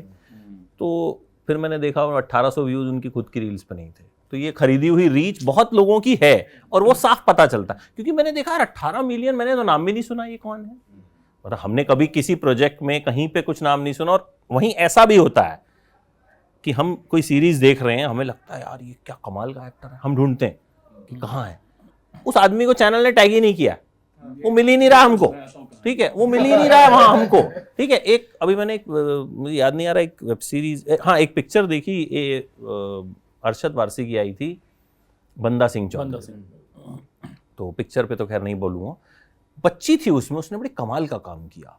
उस बच्ची को मैंने खूब सर्च किया कि इसका मैं रिव्यू में जिक्र करूं कि बड़ा अच्छा काम किया इसने, मुझे उसका नाम नहीं मिला कहीं पे भी। फिर जब वो लोग मेरे स्टूडियो आए इंटरव्यू के लिए, फिर मैंने उनसे पूछा, मैंने कहा उस बच्ची का नाम क्या है, आप ये बताइए। मतलब मैंने सिर्फ रिव्यू में मैं इतना ही लिख पाया कि जिस बच्ची ने अरशद की बेटी का किरदार निभाया, क्योंकि गलत नाम लिखने से बेटर है कि आप वो लिख दीजिए, कैरेक्टर मेंशन कर दिया। आप कुछ आई थिंक अपना अपना टेम्परमेंट है। मैंने कुछ एक्टर्स को देखा है कि सारा काम करते हुए भी रील बना लेंगे, डाल देंगे। ये ऑफ कोर्स कुछ बड़े एक्टर्स हैं जिनके पास उतना टाइम नहीं होगा, तो उनके पास सोशल मीडिया मैनेजर्स हैं, ठीक है, वो सब कर रहे हैं।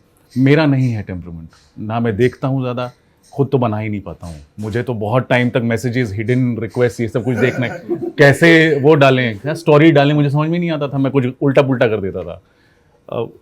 मैं इंट्रोड्यूस हुआ था पहले, वही जैसा आपने कहा कि मिल नहीं रहे हैं, कोई टैग नहीं हुआ है, तो आर्या सीज़न 1 आने वाली थी 1 महीना पहले, और ये सब लॉकडाउन में हुआ। 1 महीना पहले ट्रेलर आया, तो ट्रेलर जब हॉटस्टार ने भी डाला या सुष्मिता सेन ने और बाकी लोगों ने अपने हैंडल से, तो ऑफकोर्स वो टैग्स, कुछ 15 टैग्स थे एक्टर्स के, और जो इलेक्ट्रॉनिक जो मीडिया है, न्यूज़ मीडिया, अपने अपने प्लेटफॉर्म के लिए उन्होंने वहीं से उठाया। तो आया Aarya starring Sushmita Sen and some other names, बच्चों के नाम आ गए सब। तो अगले दिन मेरा नाम कहीं था ही नहीं। तो मेरी पत्नी थोड़ी परेशान हो गई कि तुम्हारा तुम हो भी, काट दिया है, बहुत छोटा है। मैंने बोला यार हूँ, तो नहीं तुम्हारा नाम कैसे नहीं है। मैंने बोला नहीं है, आएगा, ठीक ही किया है शायद, तब होगा। खैर वहाँ एक तो वो बड़ी, मतलब फिर मैंने जो PR हैंडल कर रही थी, मैंने उन्हें बोला भी कि यार अगर कोई सोशल मीडिया पे नहीं है इसका मतलब आप लिखोगे ही नहीं। मैंने सीखा कि एक हैशटैग नाम की भी कोई चीज़ होती है। मैंने बोला सैफ अली खान नहीं है, रणबीर कपूर नहीं है, उनका हैशटैग डाल के आता है। एनीवे, उसके बाद आगे आर्या आई, तारीफ हुई शो की, मेरी भी थोड़ी बहुत। 1 महीने बाद फिर सुष्मिता ने मुझे थोड़ा कन्विंस किया कि अरे एवरीवनस टॉकिंग अबाउट यू, कि क्या किया है ये वो, तो you must come on social media. That's when I कि मतलब I join Instagram and Twitter and जो भी, but I don't pay much attention. एक बार हुआ था, आराम नगर में घूम रहा था, एक कोई सज्जन मिल गए, एक लड़की, एक साथ वो पहचान गया, अरे तो वो कुछ करता होगा, कुछ एड वैड कुछ। उसने बोला कि अरे आप एक अचार का ऐड करेंगे, कुछ तो कोलैब बोला है उसने, कुछ बोला, ठीक है। तो मैंने बोला कि मैं ये सब करता नहीं हूँ, मुझे कभी मैंने किया नहीं है ये वो। तो उसने बोला आपके फॉलोअर कितने हैं? उस समय 50,000 या कुछ थे। रहने दीजिए। आगे बढ़ गया मेरे मुंह पे।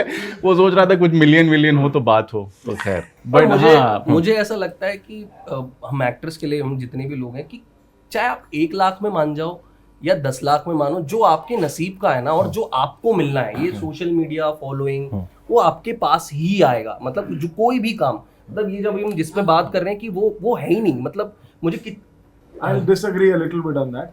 मतलब इसके फॉलोअर बढ़ने के बाद ये ज्ञान दे रहा है। नहीं, मैं क्योंकि मुझे लगता है ना इसके 2 हिस्से हैं, और मैं इसलिए भी बोल पा रहा हूँ कि मैं प्रोड्यूसर्स के साथ बैठ के ये सब बातें हुई हैं कि 2 हिस्से हैं इसके बहुत कि एक होता है आपका commercials, ads, right, where they have to sell a product. Your social media following जो भी है आपकी, वो हेल्प करती है। फिल्मों में एक्चुअली इसका इस्तेमाल होता है कि आप क्या करते हो ना, कि किसी के 4 मिलियन फॉलोअर्स हैं, 5 मिलियन फॉलोअर्स हैं, अब वो एक्टर भी है, उसको करना है, फिल्मों में आना है, आप उसको ले लेते हो। आप उसको इसलिए नहीं लेते कि आपको उसका टैलेंट बहुत अच्छा लग रहा है, आप उसको इसलिए लेते हो कि उतने से पैसे में, जो आप उसको ये दिखा रहे हो कि उसको चांस मिल रहा है, उतने से पैसे में आपको प्रमोशन मिल जाता है। और आप अगर देखोगे ज्यादातर ऐसे लोगों को जब लिया जाता है, उनका रोल बहुत खराब होता है। मतलब जो एक्चुअली अच्छा काम कर रहे थे अपने सोशल मीडिया चैनल पे या यूट्यूब पे, जब उनको बड़ी फिल्म में लिया जाता है तो वहां पे आपको लगता है अरे क्या क्यों कर रहा है ये काम, लेकिन वो इसलिए कर रहा है क्योंकि उसको बड़ी जगह जाना है, और वो इसलिए करा रहे हैं क्योंकि उनको फ्री का प्रमोशन मिल रहा है, क्योंकि आपके कॉन्ट्रैक्ट में लिखा है ना कि आप इतने पोस्ट डालोगे, इतने विजिट करोगे, ये करोगे। So that is how it gets used in the long format. But short format में, क्योंकि जब आप एडवर्टाइजिंग करते हैं तो आपके जो क्लाइंट है वो ये चाहते हैं कि यार ये रहेगा तो मेरा ऐड, क्योंकि जब मैं कोलैबोरेशन में डालूंगा तो मुझे ऑटोमेटिकली इतने सारे लोग मिल जाएंगे। तो जहां कमर्शियल्स आते हैं, जहां शॉर्ट फॉर्मेट आता है, वहां ये यूजफुल है बहुत ज्यादा। But in long format actually I feel ये डेट्रीमेंटल है एक एक्टर के लिए, कि उसके चक्कर में ना वो चला तो जाता है वहां पे, लेकिन उसका ज्यादा नुकसान होता है फायदे से ज्यादा। ये मुझे लेकिन शुभ्रो सर, मैं जो बात जानना चाह रहा हूं कि उस वजह से, क्योंकि आजकल मैंने खुद देखा है ये कि भाई अच्छा वो एक्टर है, अच्छा एक्टर है, फॉलोइंग कितनी है? अच्छा फॉलोइंग तो सर 85,000 है। अरे नहीं यार, कुछ थोड़ा 5-7 लाख वाला लाओ कम से कम। ठीक है, एक्टर थोड़ा कम अच्छा होगा तो चला लेंगे, लेकिन फॉलोइंग तो है। इस चीज का नुकसान होता है या नहीं होता? मुझे लगता है कि मुझे जिस तरह के रोल्स मिलते हैं उसमें नहीं होता है नुकसान, क्योंकि मुझे लगता है कि मैं अगर मान लीजिए कल को इंस्टाग्राम में आ भी गया तो मैं क्या कर लूँगा जिससे मेरे फॉलोअर्स बढ़ेंगे। मैं जब सोचने लगता हूँ इस बारे में, और बिल्कुल ये सवाल हमारे दिमाग में नहीं गुजरा है ऐसा भी नहीं है, मतलब उस पूरे असमंजस से तो हम भी गुजरते हैं। तो मुझे लगता है कि मैं क्या करूँगा, एग्जैक्टली क्या करूँगा मैं इंस्टाग्राम पे। मैंने इंस्टाग्राम अकाउंट बनाया था क्योंकि उस वक्त ये था कि मैं कुछ नाटक कर रहा था और ये न्यूज़पेपर में नाटकों के एड्स देने का ट्रेंड खत्म हो रहा था, और ये हो रहा था कि सोशल मीडिया में जो है ना, तो उन नाटकों के मैं जो है ना वो डालता था। उसके बाद ये हो गया कि जो भी सीरीज या फिल्म में काम किया तो उनके वो भेजने लगे। मुझे लगा ये अगर मैं नहीं डालूंगा तो शायद ब्रीच ऑफ कॉन्ट्रैक्ट होगा मुझे इस बात का। हालांकि गिन के 750 फॉलोअर्स हैं मेरे, ये 50,000 बोल रहे हैं उस वक्त थे। तो मुझे लगता है कि मैं क्या कर लूंगा इंस्टाग्राम में अगर मैं चला भी गया, जिस वजह से मेरे फॉलोअर्स बढ़ जाएंगे। क्यों बढ़ेंगे? मुझे मतलब मैं आपको रोज एक चीज करनी पड़ेगी। यहाँ तो रोज जो है ना, रोज ब्रश कर लिया, नहा लिया, इतना ही काफी है। बाकी चीजें भी जो है ना रोज करना पड़ जाए तो बहुत मुश्किल हो जाए। तो मुझे ये लगता है, and I don't think the kind of roles that I get at my age group also, at the stage of life that I am, I don't think that I'll be getting roles because I've got Instagram followers. You know, so it's moot for me. तो वो जो है ना मेरे लिए बहुत ज़्यादा important रह नहीं गया है। मैं डालता ज़रूर हूँ इंस्टाग्राम में, और होता है कि मतलब लोग जो है ना कुछ लाइक्स डाल देते, लेकिन वो सारे मेरे, अगर आप इंस्टाग्राम अकाउंट में जाएंगे तो देखेंगे ज़्यादातर नाटकों के, और जब जो भी कुछ रिलीज होता है उसके। But it's a fact, what you are saying is a fact. I have heard बहुत क्योंकि लोगों मैंने से सुना, और मुझे ये चीज बड़ी खराब भी लगी, और मैंने कई बार इसको कुछ इंटरव्यूज में एक्टर्स के साथ डिस्कस भी किया। कई इतने कमाल के एक्टर होते हैं, मतलब हमें लगता है यार क्या, मतलब जब हमें लगता है इनके तो यार बहुत मिलियन फॉलोअर्स होंगे, क्योंकि हमारे दिमाग में बैठ गया है कि अरे यार ये मतलब मिलियन फॉलोइंग, बट हम जाके देखते हैं कि यार उसके फॉलोअर तो बड़े कम है, काम तो बड़ा शानदार कर रहा है। पर तो वहाँ इसी कारण इसी कारण इन्फ्लुएंसर्स, नथिंग अगेंस्ट इन्फ्लुएंसर्स, जो हो सकता है they've not started out as actors, बहुत सारे इन्फ्लुएंसर्स को अब एक्टिंग असाइनमेंट्स मिलने लगा मैं उन्हीं की बट बात सर कर रहा सॉरी टू से, मतलब मैं, आप शायद बोल नहीं पाएंगे, मैं बोल देता हूँ, इन्फ्लुएंसर से मुझे नहीं लगता कि उनका परिवार भी इन्फ्लुएंस होता है, लेकिन मैं कोई आपको इन्फ्लुएंस बताऊं, नहीं होता। But they are getting more. Yes, yes, yes. सब ब्रांड इन्फ्लुएंस हो जाता मैं है। बैंगलोर में था, बैंगलोर लिट फेस्ट हो रहा था, मैं वहाँ था, हमारे दोस्त के नाटक के संकलन की किताब, उसमें उसका विमोचन था जिसके लिए मुझे जाना था, तो मैं गया वहाँ, रामचंद्र गुहा बैठे हुए हैं, उनकी तरफ कोई फूटी आंख नहीं देख रहा है, और इधर एक इन्फ्लुएंसर खड़ी थी, उनको घेर के खड़े थे लोग, फोटो खिंचवा रहे थे।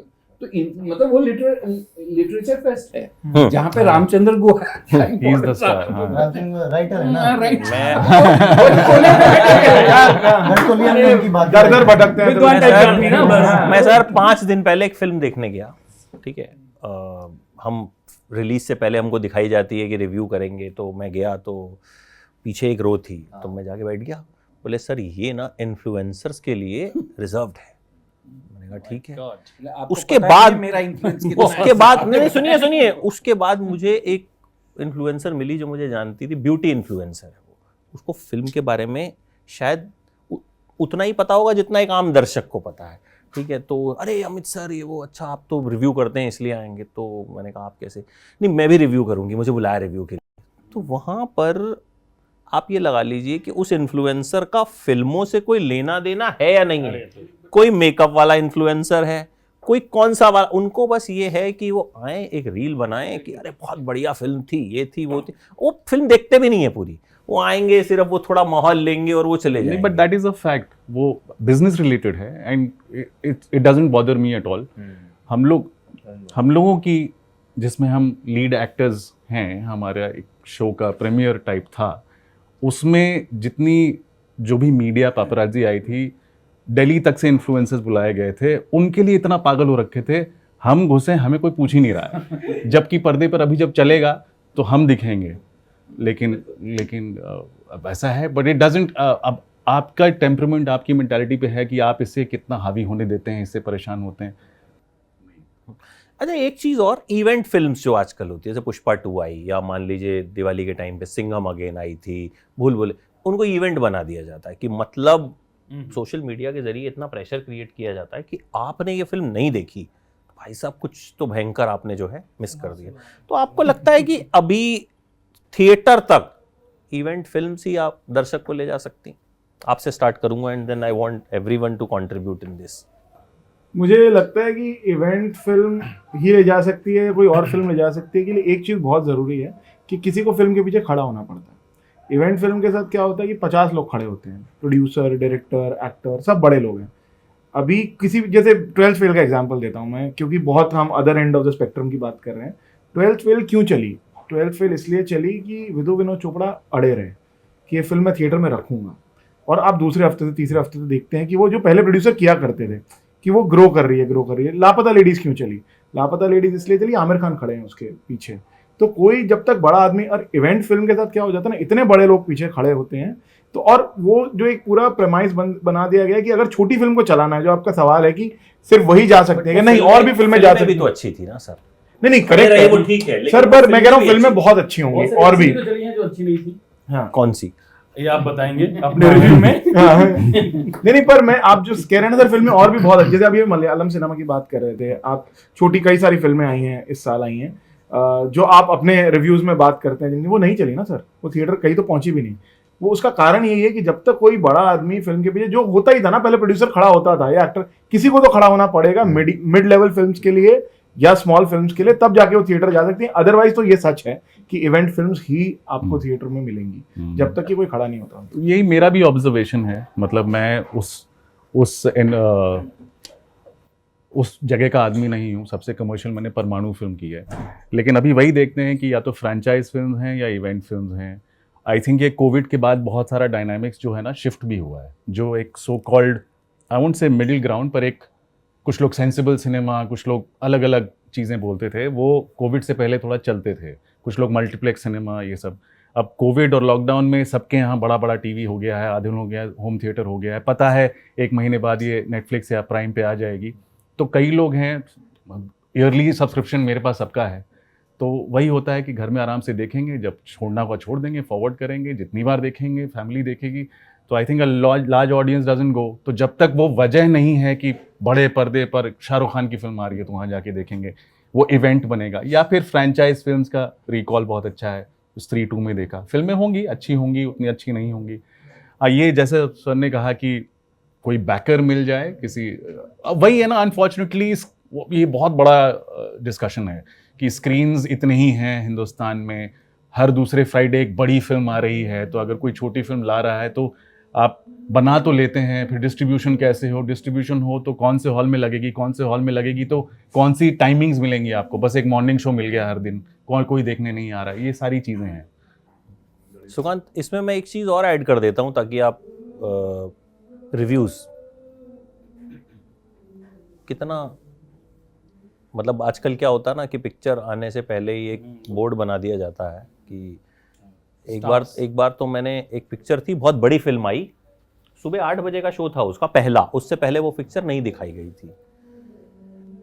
7:50 पे एक पेपराजी ने 4 स्टार और ये वंडरफुल फिल्म, ये मैंने भाई उसको कमेंट किया, मैंने कहा भाई तो पिक्चर ही नहीं आई, पहला शो देखने तो मैं बैठा हूँ। I have seen this somewhere. तो उसके बाद मैंने उस पूरी टीम को भेज दिया वो, अच्छा उनको पता है कि मैं थोड़ा खुराफाती हूँ कि मतलब उन्होंने स्क्रीनशॉट ले लिया होगा, तो उन्होंने खट से जो है उसको डिलीट, अच्छा तब तक मैं स्क्रीनशॉट नहीं ले पाया था, फिर उन्होंने खट से जो है उसको डिलीट किया।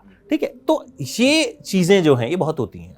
ठीक है, अभी पेपराजी भी स्टार्स दे रहे हैं, तो मतलब जर्नलिस्ट की वैल्यू जो है वो मतलब आप समझ ही सकते हैं कि कहाँ, इन्फ्लुएंसर्स भी स्टार दे रहे हैं। वो आपका धंधा तो इन्फ्लुएंसर्स ने भी ले लिया। नहीं, ऐसा नहीं है। जैसे मैं आपको बताता हूँ कि अब जैसे इनकी पिक्चर है तिकड़म है, ठीक है, आप मेरे इंस्टाग्राम पे जाके देखिएगा, शायद उस पर 500-600 कमेंट्स होंगे और 500-600 पॉजिटिव कमेंट्स होंगे कि हाँ हमने देखी, हमको बड़ी अच्छी लगी। हम लोग कई बार कुछ फिल्मों के रिव्यूज़ में बहुत थैंक यू बोलते हैं कि आपने सजेस्ट किया कि भाई ये वेब सीरीज़ भी है, आपने थैंक यू। महाराजा जब आई थी सर विजय सेतुपति की, तो मैंने सुना कि ऐसी कोई पिक्चर आई है, तो खट से मैंने देखी, 0 प्रमोशन के साथ नेटफ्लिक्स पे रिलीज हुई थी, 0 प्रमोशन।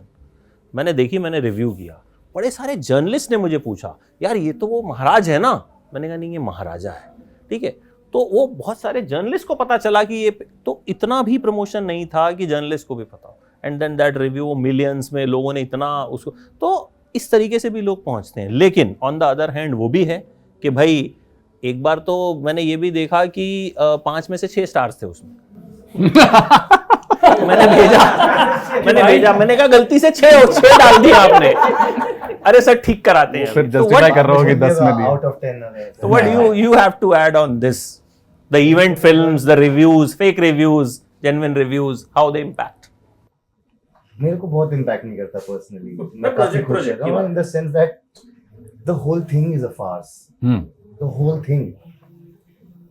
कि एक तो पहले हम उसको सिनेमा बोलते हैं, पहले वो अपने आप को चेक करें कि वो सिनेमा है क्या, या एक नौटंकी का वल्गर या एक्सट्रीमली एक्सपेंसिव फॉर्म है। तो हम किसको सर्व कर रहे हैं, कौन सी ऑडियंस है, अभी सब बहुत नतर बतर है।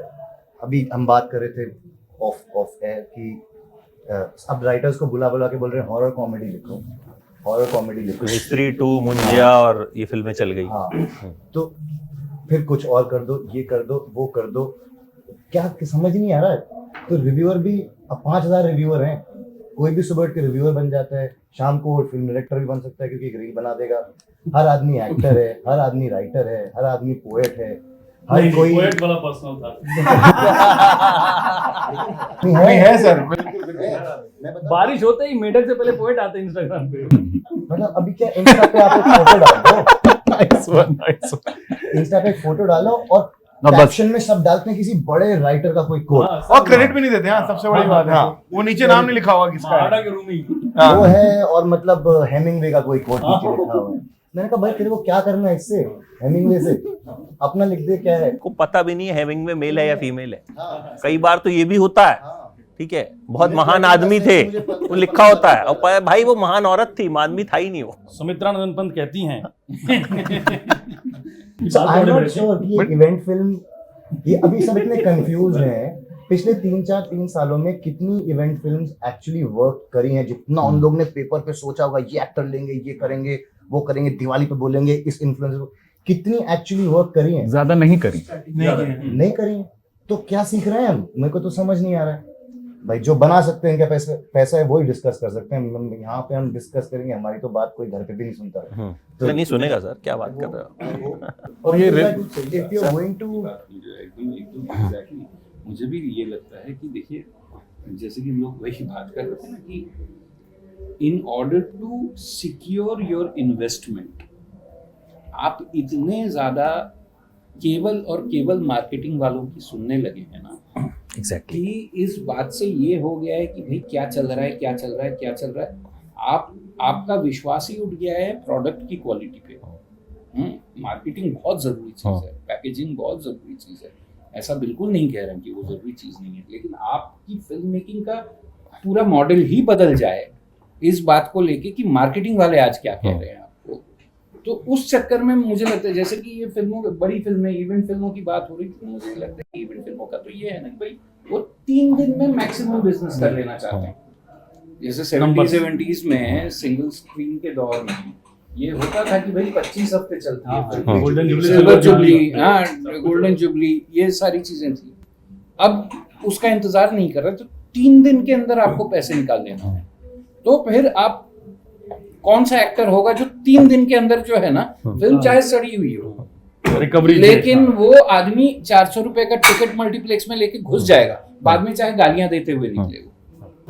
एंड कमिंग टू रिव्यूज, ये जो ट्रेंड इतना वल्गर है ना, जो सब फॉलो करते हैं कि मतलब सुबह रिलीज हुई, दोपहर तक फिल्म वाले भी अपना एक पोस्टर बना के, एक तो 3600 रिव्यूअर्स हैं और कोई भी एवरेज फिल्म को 1.5 से 4.5 तक मिला हुआ होता है। किसी ने पता नहीं कितनी, कोई किसी अपना पर्सनल यूट्यूब चैनल चला रहा है, उसने 4.5 स्टार दे रखा है, इसने अच्छा दे दिया, उसका नाम बेसिकली आ जाएगा और फिर पोस्टर पे आ जाएगा। मैंने देखा है 2.5 स्टार लोग फिल्म पोस्टर पे आके 2.5 स्टार को ब्रैग कर, 2.5 में इतना अच्छा क्या है?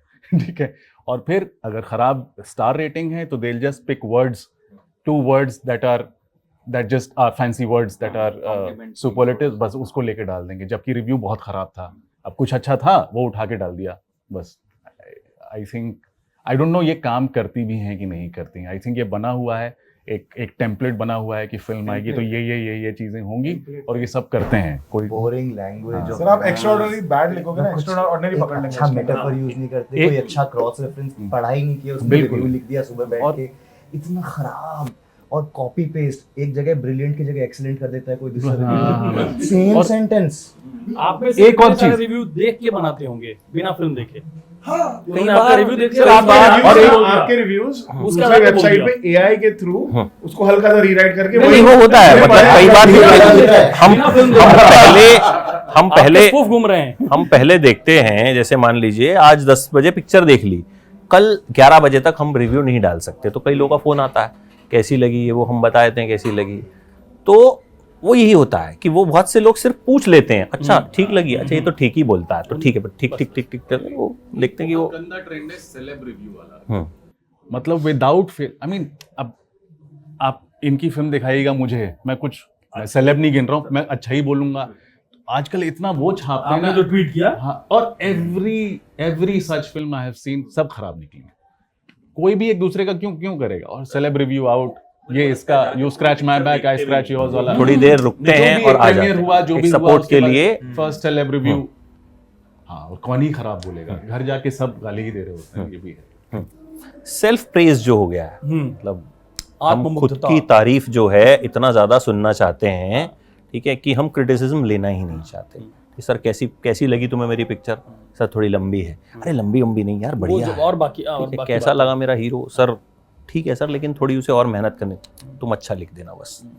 तो वो जो है, अभी तो थिएटर में वो माइक पकड़ के लोग भेजे जाते हैं सुबह कि पहले शो के बाद आप, तो वो सवाल ही ऐसा करेंगे कि आपको उसका पॉजिटिव ही आंसर अच्छी लगी, बहुत अच्छी लगी, म्यूजिक मजा है कि कौन सा गाना आपका फेवरेट था, तो आप 5 खराब में से एक बोल दोगे। तो सेल्फ प्रेज ने कहीं ना कहीं इंडस्ट्री का बंटाधार किया। ऐसा एक बंदा ढूंढता हूं मैं। प्रेज तो वो होनी चाहिए ना कि मैं हर्ष को मैसेज करूं, भाई गुल्लक 4 देखी, मजा आ गया। ये नहीं कि हर्ष ने मुझे मैसेज किया, भाई गुल्लक 4 अच्छी लगी, बहुत अच्छी लगी, तो फिर तो मेरे पास Option ही नहीं ऑप्शन है ही ना। दो दिए ना आपने। मेरी आखिरी जो बड़ी फिल्म जिसने पैसे कमाए थे, हिचकी करके यशराज की एक फिल्म आई थी, उसमें मैं था। चाइना में उसने कुछ 200 करोड़ का बिजनेस किया था, और उसके बाद मैंने एक ही फिल्म की, और मतलब वो पता ही नहीं किसी को। वो इंटरनेशनली कहीं कहीं फेस्टिवल में वो लास्ट ईयर रिलीज भी हुई, और उसको कोई ओटीटी नहीं ले रहा है। आप सोचो। अब मैं एक बात बताता हूँ, एक फिल्म है जो मैंने की है, इट्स आउट, बट मैं उस ओटीटी का नाम नहीं ले सकता। मेरे डायरेक्टर को क्या ब्रीफ मिली कि ये फिल्म जो तुम बना रहे हो ना, इसकी ड्यूरेशन इतनी होनी चाहिए कि बंदा विरार में बैठे और चर्च गेट पे पिक्चर खत्म हो जाए। मैंने कहा भाई साहब ऐसे कौन पिक्चर, उस चक्कर में मतलब इतने, हम 3 लीड हैं उसमें, ऐसे ऐसे सीन, कहीं पे कुछ भी कट लगा हुआ है, किसी भी जोक पे कुछ भी कट लगा हुआ, हम कह रहे हैं यार ये चर्चगेट फास्ट लोकल में बैठा है कोई। नीचे स्टेशन के नाम भी आते जाते हैं कि नहीं लिखे हुए हैं। तो मैं बोल रहा हूँ कि अब ये तो करोड़ों, और ये पहले 100 करोड़ का स्पेक्ट्रम था कि भाई 100 करोड़ बना दिया, अभी 1000 करोड़ चला गया। अब कोई आदमी खुद से थोड़ी जाएगा देखने, अब फेस वैल्यू पे जाते हो ना आपके, अरे भाई इतना हो गया, अब हम जो भी बैठ के देख रहे हैं, इट्स लाइक दैट ओनली। हमें क्या पता है कि भाई क्या है क्या नहीं है, बट मैं इंटरनली जो बात बता रहा हूँ वो है कि इस तरीके से चीजें डील होती हैं। मतलब it's comedy, I'm sure, when all these discussions are happening in so-called wherever big offices कि क्या बना रहे हैं, वो स्टोरी से तो दूर दूर तक किसी मैं एक बार किसी के साथ ऐसे ही बैठा था, तो मैंने बोला कि मतलब कई बार हम कैजुअली, कई बार कुछ प्रोड्यूसर डायरेक्टर सुन लेते हैं, कुछ तो होते हैं कि नहीं उनको पता है कि हमने जो बनाया वो, कुछ होते हैं कि हाँ तुझे वो पिक्चर कैसी लगी थी, बोल देते हैं सर बहुत बेकार पिक्चर थी ये वो। तो वो बोले कि यार जो हमारे राइटर हैं या जो कुछ फिल्म मेकर हैं वो बांद्रा से बाहर जाना ही नहीं चाहते, वो जाके वो कहानी तो यूपी की बना रहे हैं, बट वो यूपी के मुजफ्फरनगर में या फिर यूपी के वाराणसी में जाकर के देखना ही नहीं चाहते हैं, उनको पता ही नहीं है। तो उनके आगे वो जो भी लाया तो अच्छा, हाँ कचौड़ियाँ मिलती हैं, अरे ठीक है बहुत बढ़िया बहुत बढ़िया। और कोई भी शहर हो, बे लिख दो। हाँ बे, हाँ बे हर जगह, बनारस में भी बे, गोरखपुर में भी बे, मेरठ में भी बे, हर जगह बे। नहीं सर, मुझे एक शो के लिए किसी ने बुलाया कि आप डायलेक्ट कोचिंग कर दो, तो मैं कभी किया नहीं था और उस समय काम नहीं था। मैंने कहा चलो थोड़े पैसे मिल जाएंगे, ट्राई करता हूँ। चला गया, बोलते हैं कि सहारनपुर की भाषा चाहिए। मैं मुजफ्फरनगर से हूँ तो मुझे सहारनपुर का थोड़ा बहुत पता है। मैंने कहा चलो देखते हैं। स्क्रिप्ट लिखी हुई उसने कुछ हिंदी न्यूट्रल में। मैंने कहा तो ये तो पूरा लिखना पड़ेगा उसको उस तरह से। बोले आप थोड़ा सा बोल के दिखाइए ना कैसे कैसे होती है। तो मैंने बोल के दिखाया। वो 2 हीरो भी बैठे थे, डायरेक्टर भी बैठा था। उन्हें थोड़ी सुनी, बोलते यार ये तो बड़ी खड़ी खड़ी सी है, बच्चे तो बहुत जोर की लगती है। मैंने कहा ऐसे ही बोलते हैं वहाँ पे। शहर बदल दे क्या? तो बोलते कि बोला तो मीठी कहाँ की होगी?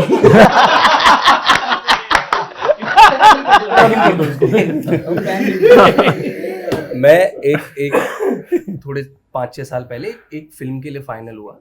मतलब ऐसा, मतलब फाइनल नहीं, लेकिन उसकी कुछ वर्कशॉप टाइप शुरू हुई और तो 2 स्टार किड थे साथ में ना। पहले तो मुझे लगा, मैं कहा यार ये करूं क्या, या ये मैं बैकआउट कर जाऊं, बहुत बड़ा प्रोडक्शन। और मैं ऐसा हो गया कि यार ऐसा ना हो कि पूरी पिक्चर में, क्योंकि ये लॉन्च है, मेरी भूत बनवा दे पिटवा के। इवेंचुअली मैंने वो नहीं किया, बट वो 6 महीने से उस फिल्म के लिए प्रेप कर रहे हैं। और जब पहली बार हमने सीन परफॉर्म किया वर्कशॉप में, वो कहीं यूपी और कहीं का एक्सेंट था, और मेरी और वो जो लड़का लीड था उसमें ऐसा होता है कि हमारी कुछ आंखें मिलती है और हम गर्मा गर्मी होती है, और लड़की आती है बीच में, हमें रोकती है और वो ऐसे रोक रही है, ये स्टार किड, हट जाओ पीछे हट जाओ। और मैं ऐसा हो गया 2 सेकंड के लिए, मैंने कहा ये 6 महीने से प्रेप कर रहे हैं इसकी। Then I backed out. मैं कहा भाई हट गए। मैं पीछे ही हट गया, मैं पीछे चला जाता हूँ। और पूरे खास तौर पे जो क्योंकि मैं पंजाबी, तो जब मैं स्क्रीन पे पंजाबी सुनता हूँ तो रिव्यू में 2 गाली एक्स्ट्रा लिखता हूँ कि भाई क्या जरूरत थी, मतलब तुमको तुसी कहाँ जा रहे हो, तुसी डालने की क्या जरूरत थी उसमें, भाई क्यों मर्डर कर रहे हो पंजाबी का।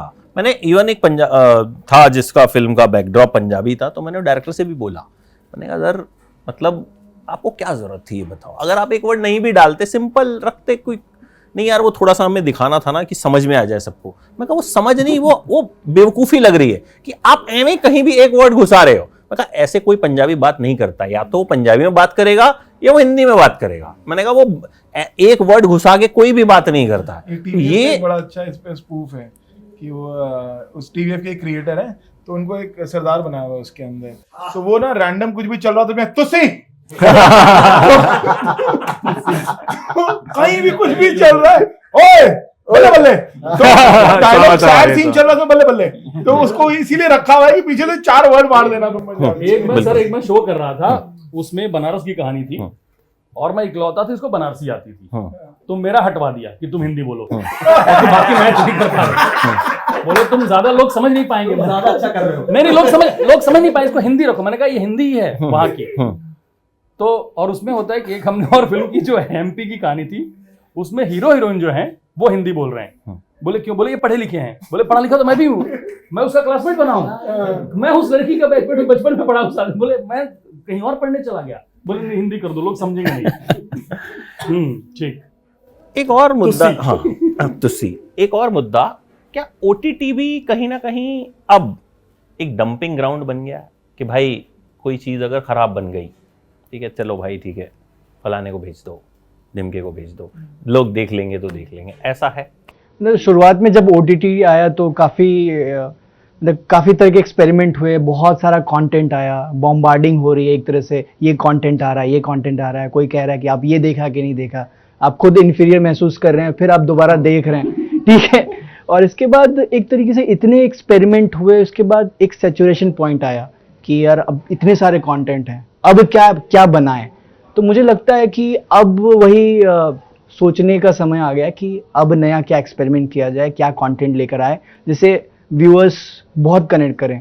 जैसे फ्रीडम एट मिडनाइट आई अभी, बिल्कुल सोनी लिव, और वो एक हिस्टोरिकल शो है, और हम लोग बहुत सारा क्राइम थ्रिलर और पंचायत जैसे शोज देखे, तो एक नयापन था, हिस्ट्री की बात थी, और तो हम लोग वैसा देख रहे हैं। तो अभी लोग देखेंगे, समझेंगे कि और क्या नया देखा जा सकता है, और मुझे लगता है कि एक फॉर्म भी बदलेगा कंटेंट के मामले में। काफ़ी और चीज़ें हैं जो तलाशेंगे मेकर्स। दुर्गे जी, लास्ट कोई ऐसी सीरीज याद है जो आपने देखी हो बहुत खराब लगी हो और जो देखी हो बहुत अच्छी लगी हो?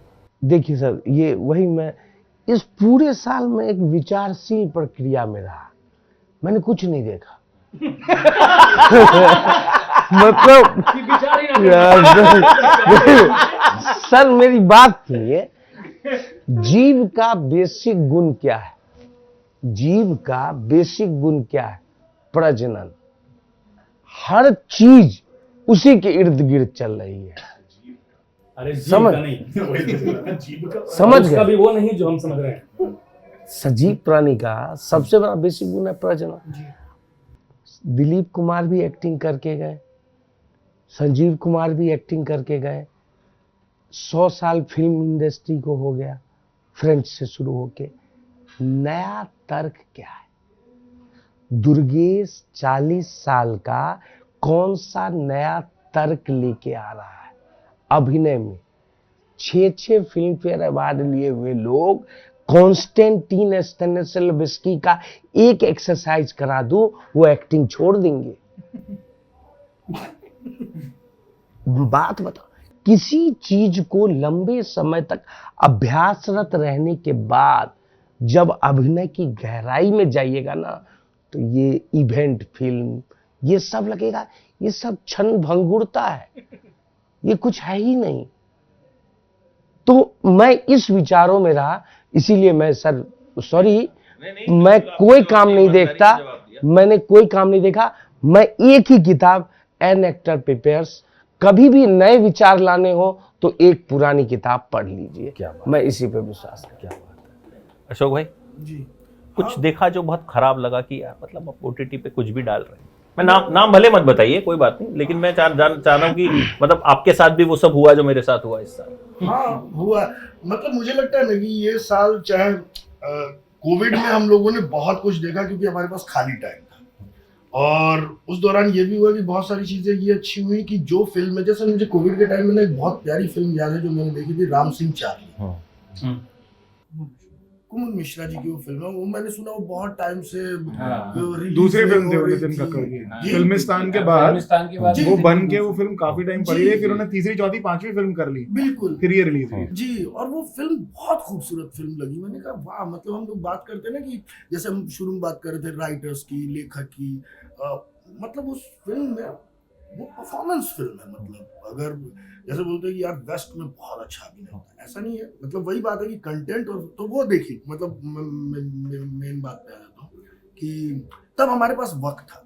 अभी इतना वही ढर्रा, मुझे लगता है जो आपने बोला कि डंपिंग ग्राउंड और ये वो ओटीटी में भी अब वही फिर से क्राइम बन रहा है तो क्राइम बने जा रहा है, गैंगस्टर बन रहा है।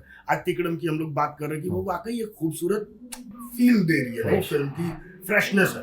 तो उसकी अगर कोई रिव्यू में भी आ रहा है तो फिर लगता है अच्छा, सब चीजों से अलग हटके कुछ आया है तो चलो ये देख लेते हैं। मैंने अभी रिसेंटली एक फिल्म देखी, मियां जगन, मतलब नेटफ्लिक्स पे है वो फिल्म।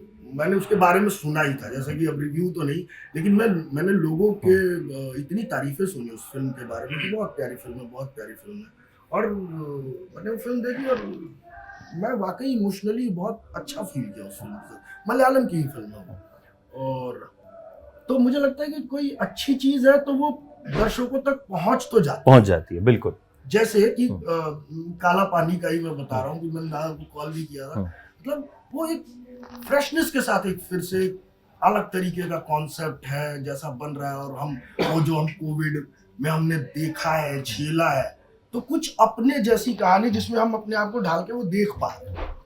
तो लास्ट मैंने यही फिल्म देखी और बहुत सारा, मतलब क्या कहा जाए, वही बात होती है कि गुल्लक, पंचायत, हम गिन के अगर शोज देखें तो लोगों को वो ज्यादा पसंद आ रहा है। नहीं, उसमें क्राइम नहीं है, उसमें कोई गाली गलौच नहीं है, पूरी फैमिली एक साथ देख रही है। तो वही बात है कि अब इसमें भी छटाई हो ही रही है। अब ओटीटी क्या, कितने चैनल्स हो गए हैं। पहले अमेज़न और नेटफ्लिक्स पे बहुत ज्यादा फोकस था, अभी हॉटस्टार, मतलब बहुत बड़े बड़े चैनल्स हैं और हर हफ्ते ही कुछ, कितना कोई देखेगा। भागती दौड़ती जिंदगी में काम भी कर रहा है। तो वही बात है कि अच्छी चीज होगी तो वो पहुंच जाएगी दर्शक, बिल्कुल, और जो वो होगा वो छट के निकल ही जाएगा। लेकिन सर जब फ्रेशनेस की बात कर रहे हैं तो हम सिर्फ मलयाली फिल्मों के बारे में ही क्यों बात कर रहे हैं? मतलब लाइक हिंदी में स्पेस कम है ऐसा शायद इस वक्त शायद वही तिकड़म करूं और भी आपको आवेशम देखी मुझे मैंने। ऐसा लगता है कि सब्जेक्ट मैटर में विविधता के मामले में उनकी मेन स्ट्रीम फिल्में जो है ना, बिल्कुल हिंदी या किसी और भाषा की मेन स्ट्रीम फिल्मों से बिल्कुल इतर है। तो इस वजह से हम लोग मलयालम की बात कर रहे हैं कि वो मेन स्ट्रीम में है। वो सारी फिल्में छोटी फिल्में या मल्टीप्लेक्स फिल्में या उस तरह की फिल्में नहीं है, वही उनकी मेन स्ट्रीम सिनेमा है। जैसे एक पार्किंग फिल्म देखी थी, ये पार्किंग का मुद्दा है और वो पूरी फिल्म मतलब इतना थ्रिल पैदा कर देती है वो आपके अंदर। और बहुत सिंपल सी स्टोरी है कि पार्किंग के लिए वो हॉटस्टार पे मैंने देखी थी। अद्भुत फिल्म है, कोई बहुत बड़ा उसका वो नहीं है कि कोई लैविश है और कुछ बहुत बड़े सेट लग रहे हैं, ऐसा कुछ नहीं है। लेकिन कहानी और वो परफॉर्मेंस और वो वही बात है कि राइटिंग उसकी इतनी कमाल है कि आप आखिरी तक उस फिल्म के बंधे रहते हो कि अब क्या। और वो एक छोटा सा मुद्दा है, जैसे वेस्ट में वही करते हैं ना कि किसी एक चीज को पकड़ते हैं और उस पर पूरी वो फिल्म रच दी उन्होंने, और वो फिल्म कहते हैं वाह। तो हम लोग कई जगह उलझे ही हुए हैं, ये भी दिखा देना, ये भी कर देना, वो भी हो जाए, थोड़ा ये भी आइटम नंबर भी होना सब चाहिए, हो फॉर्मूला लगा देते हैं एक तरीके से। और अब ऑडियंस बहुत समझदार है। अब मतलब अच्छी फिल्में ऑडियंस के पास उपलब्ध है। वो वेस्ट देख रही है, वो कोरियन फिल्में देख रही है, वो फ्रेंच फिल्में देख रही है, तो बहुत सारे दायरे हैं। अब उसको ये पता है कि ये अच्छी चीज मुझे देखनी है और ये बुरी चीज निकाल देनी। इससे अच्छी मैं कोई और भाषा की फिल्म देख लूंगा और मुझे मजा आएगा, मैं अपने 2 घंटे बहुत अच्छे बिताऊंगा। चलिए अब एक मलयालम के पॉइंट ऑफ व्यू से ना, जो अभी आप बात कर रहे हो ना फ्रेंच और अलग अलग चीज़ों की, आई थिंक कहीं ना कहीं वो हिंदी का जो एक पतन जो शुरू हुआ भी है ना, क्योंकि मेरे हिसाब से कोविड से पहले क्या था ना कि हमारे पास ये एक्सेस नहीं था। जब तक नेटफ्लिक्स और अमेजोन नहीं आए थे ना, हिंदी बहुत टाइम तक Hindi cinema, I belong to Hindi cinema, मैं दूसरी जगह काम नहीं कर रहा हूँ, लेकिन हमने बहुत वक्त तक क्या किया कि हम जैसा वेस्ट काम करता है ना, हमने उसे ढालने की कोशिश की उस तरीके से, और वो चल रहा था एक टाइम तक जब ऑडियंस के पास एक्सेस नहीं था। लेकिन आज आप वेस्ट का काम तो वेस्ट से अच्छा नहीं कर सकते ना, वहाँ तो आप फेल हो ही जाओगे। तो आपने एक पूरा ढांचा बना लिया बहुत साल तक कि हम उनके जैसा काम करते हैं और अपनी देश के जनता को दिखाते हैं, और वो चला बहुत वक्त तक।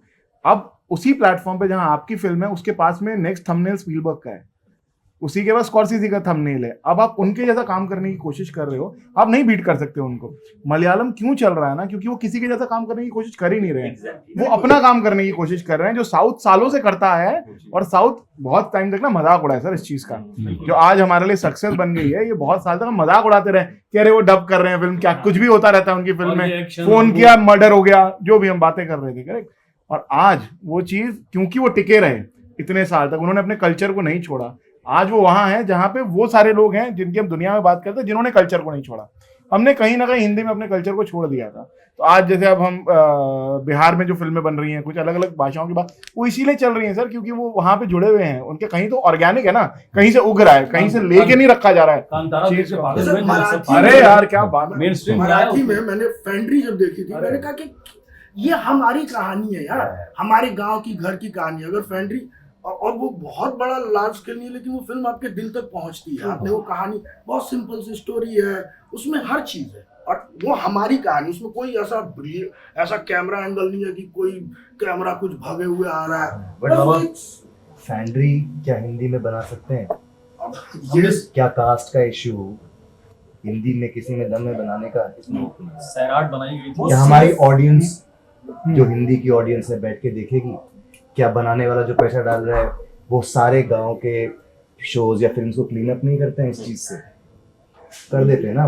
But how can a village exist without this dynamic? I have not seen one in this country like that. तो आप अंगमली लेके, जो कि उस जगह की से ही आई कहानी है, वहीं बन सकती है, उसको आप हिंदी में बनाने के लिए आप कहीं और डाल दें, फिर हिंदी वाले एक्टर वो कुछ एक्सेंट बोल रहे हों, और फिर क्योंकि वहां पे आप एक तरह का मीट काट सकते हैं इसलिए वहां पे डाल दें। ये क्या है? हाँ, असल में बात ये है कि जहाँ की कहानी है ना, इस विषय का मैं बाद में आपको वहाँ के टेक्सचर का जो है ना, वो अगर मान लीजिए कहानी जैसे ये अंगमली की बात कर रहे हैं, एक जगह की कहानी है, उसको आप उठा के यूपी के किसी गांव में ये करें ना, वहाँ की हो ही नहीं सकती। हिंदी में तो इतनी बड़ी ऑडियंस है, सब लोग हिंदी में काम देख रहे हैं, फिल्में देख रहे हैं। अगर उसमें कोई कहानी बंगाल की हो गई, या कोई कहानी कर्नाटक की हो गई, या महाराष्ट्र की हो गई, लेकिन जो भाषा है वो हिंदी है, तो उसमें दिक्कत क्या है? कोई दिक्कत नहीं। अगर उसमें एक कल्चरल टेक्सचर आता है एक खास जगह का, उसमें कोई दिक्कत तो है नहीं। सबको उठा पटक के फिर आप यूपी में और हिंदी भाषी प्रदेशों में डालने की कोशिश करेंगे, वो कल्चरली भी रॉन्ग हो जाएगा, कई बार वो अटपटा लगेगा। सर एल्गोरिथम और मैट्रिक्स जो चीजें हैं ना, वो सब डिसाइड कर रही हैं कि आप एक एक्सेल शीट होती है हर जगह, इसमें लिखा होता है कि टॉप 10 फिल्म्स का कहाँ था बैकग्राउंड, यूपी था। तो यही है, फिर हम यही करेंगे। लखनऊ 12 तारीख की फ्लाइट है, चलिए उधर 1.5 लाख फिल्में बन रही हैं, फिर सब्सिडीज है। हाँ, फिर सब्सिडीज है, पर वो है यार भोपाल चंदेरी, चलो चंदेरी। That's also ये सब भी ट्रूथ है ना, ये तो ये डिलेमा है अभी। आई डोंट नो कि इसका सोल्यूशन क्या है और किसके पास है, और क्या वो जो रे कह गए कि our audience is uneducated, 70% of it is not ready to receive cinema. I don't know whether that has changed or whether Ray was wrong. No, but they are being fed also. Fed also, dull the mind. आप अचानक without any context अगर आप फैंड्री बना दोगे, definitely वो fail हो जाएगा। लेकिन but the point is that the context has to be built over a period of time. When you keep on making a certain kind of movies, then people will gravitate. लेकिन ये धंधा है, वो कौन करेगा? Sir answer is courage. Eventually ना, before COVID there was a lot of courage in the industry. कि उस टाइम जब फिल्में बनती थी, जब तक OTTs नहीं आए थे, OTT से आने का बहुत फायदा हुआ है क्योंकि बहुत अलग तरह का कंटेंट दिखा है, लेकिन OTT के आने का एक बहुत बड़ा नुकसान भी हुआ है कि लोगों की रिस्क एपेटाइट खत्म हो गई है। जो पहले प्रोड्यूसर्स अपना पैसा लगा के या फाइनेंसर का पैसा लगा के एक फिल्म बना देते थे, ये सोच के कि मुझे कहानी अच्छी लग रही है, ये एक्टर है, और यहाँ हम चलो म्यूजिक से पैसा निकाल लेंगे, यहाँ हम चलो सैटेलाइट कर लेंगे, जो भी कर लेंगे, लेकिन कर लेंगे। तो आप ऑलमोस्ट हॉर्स बेटिंग है ना, कि आप लगा रहे हो और आप देख रहे हो कि अब हम तो, ये तो सिर्फ जुआरियों का ही गेम है जो हम जिस गेम में हैं। के बारे में एक बात सुनी है, तो आप कंफर्म कर पाएंगे या पता नहीं कर पाऊंगा, नहीं, पर बताइए। ये सच है कि OTTs are now insisting that if you have made a film, and which is not originally produced by them, but you want to sell the film to them, then you will have to release it in cinema first. Yes. And then जो है ना वो sir सच है ये। मैं बताता हूँ इसका रीजन क्या है ना, एक इसका सबसे बड़ा रीजन है पीएनए। एक तो एक बड़ा रीजन है पीएनए, दूसरा रीजन है कि बहुत बार इन्होंने बहुत उंगलियां जलाई हैं, बहुत लोगों की नौकरियां गई हैं। पीएनए मतलब प्रमोशन द मनी। तो अब क्या होता है कि कोई फिल्म सीधा ओटीटी पे जब आती है तो उसका पूरा प्रमोशन का दारोमदार भी उनके ऊपर आ जाता है। लेकिन अगर फिल्म थिएटर में रिलीज हो चुकी है, उसका ऑलरेडी प्रमोशन हो चुका है फिल्म का, तो आप उससे उसका लाभ मिलता है आपको। और दूसरा क्या था ना सर, जब ये आए थे ओटीटी जब आए थे ना, तो इन्हें जरूरत थी इस चीज की कि अब आप नए मार्केट में आ रहे हैं तो आपको बड़ी चीजें चाहिए ताकि आप लोगों को ला सको। अब आप एस्टैब्लिश हो चुके हो, अब आपको वो पैसा देने की जरूरत नहीं है बाहर, कि अब आप कहते हो कि आप करिए ना, हम बैठे हैं, हम बाद में चला लेंगे आपकी चीज को। अब आपको वो नहीं है कि यार मैं थिएटर की जगह ये फिल्म, बड़ी फिल्म सीधा ओटीटी पे डाल दूं ताकि मेरे पास एक नई ऑडियंस आ जाए। सपोज मैं कह रहा हूँ बड़े किसी भी स्टार, बड़े स्टार का आप नाम ले लें कि उनकी फिल्म है जो डायरेक्ट थिएटर में जाने वाली थी, लेकिन आपने कहा यार एक काम करो, ये 50 करोड़ की जगह 100 करोड़ ले लो हमसे, लेकिन रिलीज डायरेक्टली यहाँ करेंगे। तो ऑडियंस के पास कोई चॉइस नहीं है, आपके पास आके देखेंगे, इसलिए आपका सब्सक्रिप्शन हो गया उस चीज के अंदर। लेकिन अब उसकी जरूरत नहीं है, वो जरूरत खत्म हो गई, आपने एक बेस बना लिया है, एक ऑडियंस बेस जो बन गया है। तो अब आप कह रहे हो अब मैं नहीं दूंगा आपको 100 करोड़ रुपए, उस टाइम मेरी जरूरत थी, आज मेरी जरूरत नहीं है। अब आप जाइए, अपना जो ओरिजिनल रूट था वही करके आइए, और अब आप मेरे पास, और आप प्रमोशन करिए पूरा, और अब आपका जब सक्सेस होगा तब हम डिसाइड करेंगे कितने पैसे में खरीदनी है ये फिल्म। लेकिन सवाल ये है कि लोग प्रमोशन करते हैं क्या? अभी हमारे दोस्त की एक बड़ी अच्छी फिल्म वो बाद में जो है ओटीटी पे गई, तो क्योंकि ये कानून उन्होंने बना दिया, पॉलिसी बना दी है कि भाई आपको रिलीज करना पड़ेगा, तो चेंबूर में मैटिनी शो में एक शो के लिए रिलीज किया उस फिल्म को, और कोई जीरो प्रमोशन के साथ कि भाई हमने कॉन्ट्रैक्चुअल एग्रीमेंट पूरा कर दिया कि फिल्म रिलीज हुई है। उसके बाद वो सर पर वो एक रेयर सिनेरियो है आई थिंक कि क्योंकि I am saying it's not a bad film at all. It's a very good No, I've heard that this is part of strategy of Yes. now. It is क्योंकि इनका वो है कि आप theatre में करो, क्योंकि इसमें बहुत बार आपको पता है ना, आपने पढ़ा होगा न्यूज़पेपर के अंदर कि ये फिल्म इतने में बिकी, जब आप जाके देखते हो तो आपको समझ में नहीं आता कि क्यों इतने में बिकी ये फिल्म, इसका क्यों इसकी वर्थ है। तो आई थिंक बहुत बार ये डिसीजंस हो चुके हैं जिसके चक्कर में इनका है कि आप प्रूव करके आओ कि ये फिल्म अच्छी है, और अब हमें उसकी जरूरत भी नहीं है। दोनों चीजें मिला के आई थिंक हम यहाँ पहुंच गए हैं। चलिए, तो I think we have discuss lot of things जो मैंने सोची भी नहीं थी, बट बातों में बड़ी सारी बातें निकली, और पिचिंग भी कर दी हमने, बहुत। तो आई होप कि बहुत अच्छा है, खराब फिल्मों के वनवास से हमें छुटकारा मिलेगा, और फिल्म इंडस्ट्री तिकड़म लगाएगी कि गुल्लक में से कुछ अच्छी चीजें निकलें और सब टॉपर बन जाएं, सारी फिल्में और खराब कंटेंट को काला पानी की सजा हो जाए। अब मुझे नहीं पता, बैठे बैठे मेरे दिमाग में ये आया तो मैंने बोल दिया कि इसी से क्लोज करते हैं। So thank you so much. जो घाटिया है वो चली जाए, जो भाटिया है वो रहे। मामा इस साल पापा बन जाए। हाँ, क्योंकि मुझे थोड़ा 1 महीने का टाइम मिला था। चलिए ठीक है, 1 महीना लगा दिया आपने, कोई नहीं, उम्मीद करते हैं इंडस्ट्री भी वक्त लगाएगी जितना चाहिए और अच्छा करेगी। So thank you so much, आप सब लोग आए और we have discussed lot of things जो कि मतलब मेरा हमेशा से मन रहता है कि अच्छा सिनेमा, अच्छी बातें, ये सब डिस्कस होनी चाहिए। बट यू नो आज के कमर्शियल दौर में मुझे लगता है हम शायद वो कर नहीं पाते, हम सबकी मजबूरियां हैं। But I am glad we made it, and thanks Puneet to you, and hopefully अगले साल फिर बैठेंगे और फिर बात करेंगे, तो हमारे पास बात करने के लिए और बेहतर बातें होंगी। हम डिस्कस करेंगे कि इस साल कंटेंट और अच्छा आया। हालांकि बेहतरी तो मुझे लगता है हमेशा, मतलब मेरी आदत है कि मैं कभी किसी फिल्म को मैंने आज तक 5 स्टार नहीं दिए, पूछता, क्योंकि मुझे लगता है कि जिंदगी और फिल्मों में बेहतरी की गुंजाइश हमेशा रहनी चाहिए।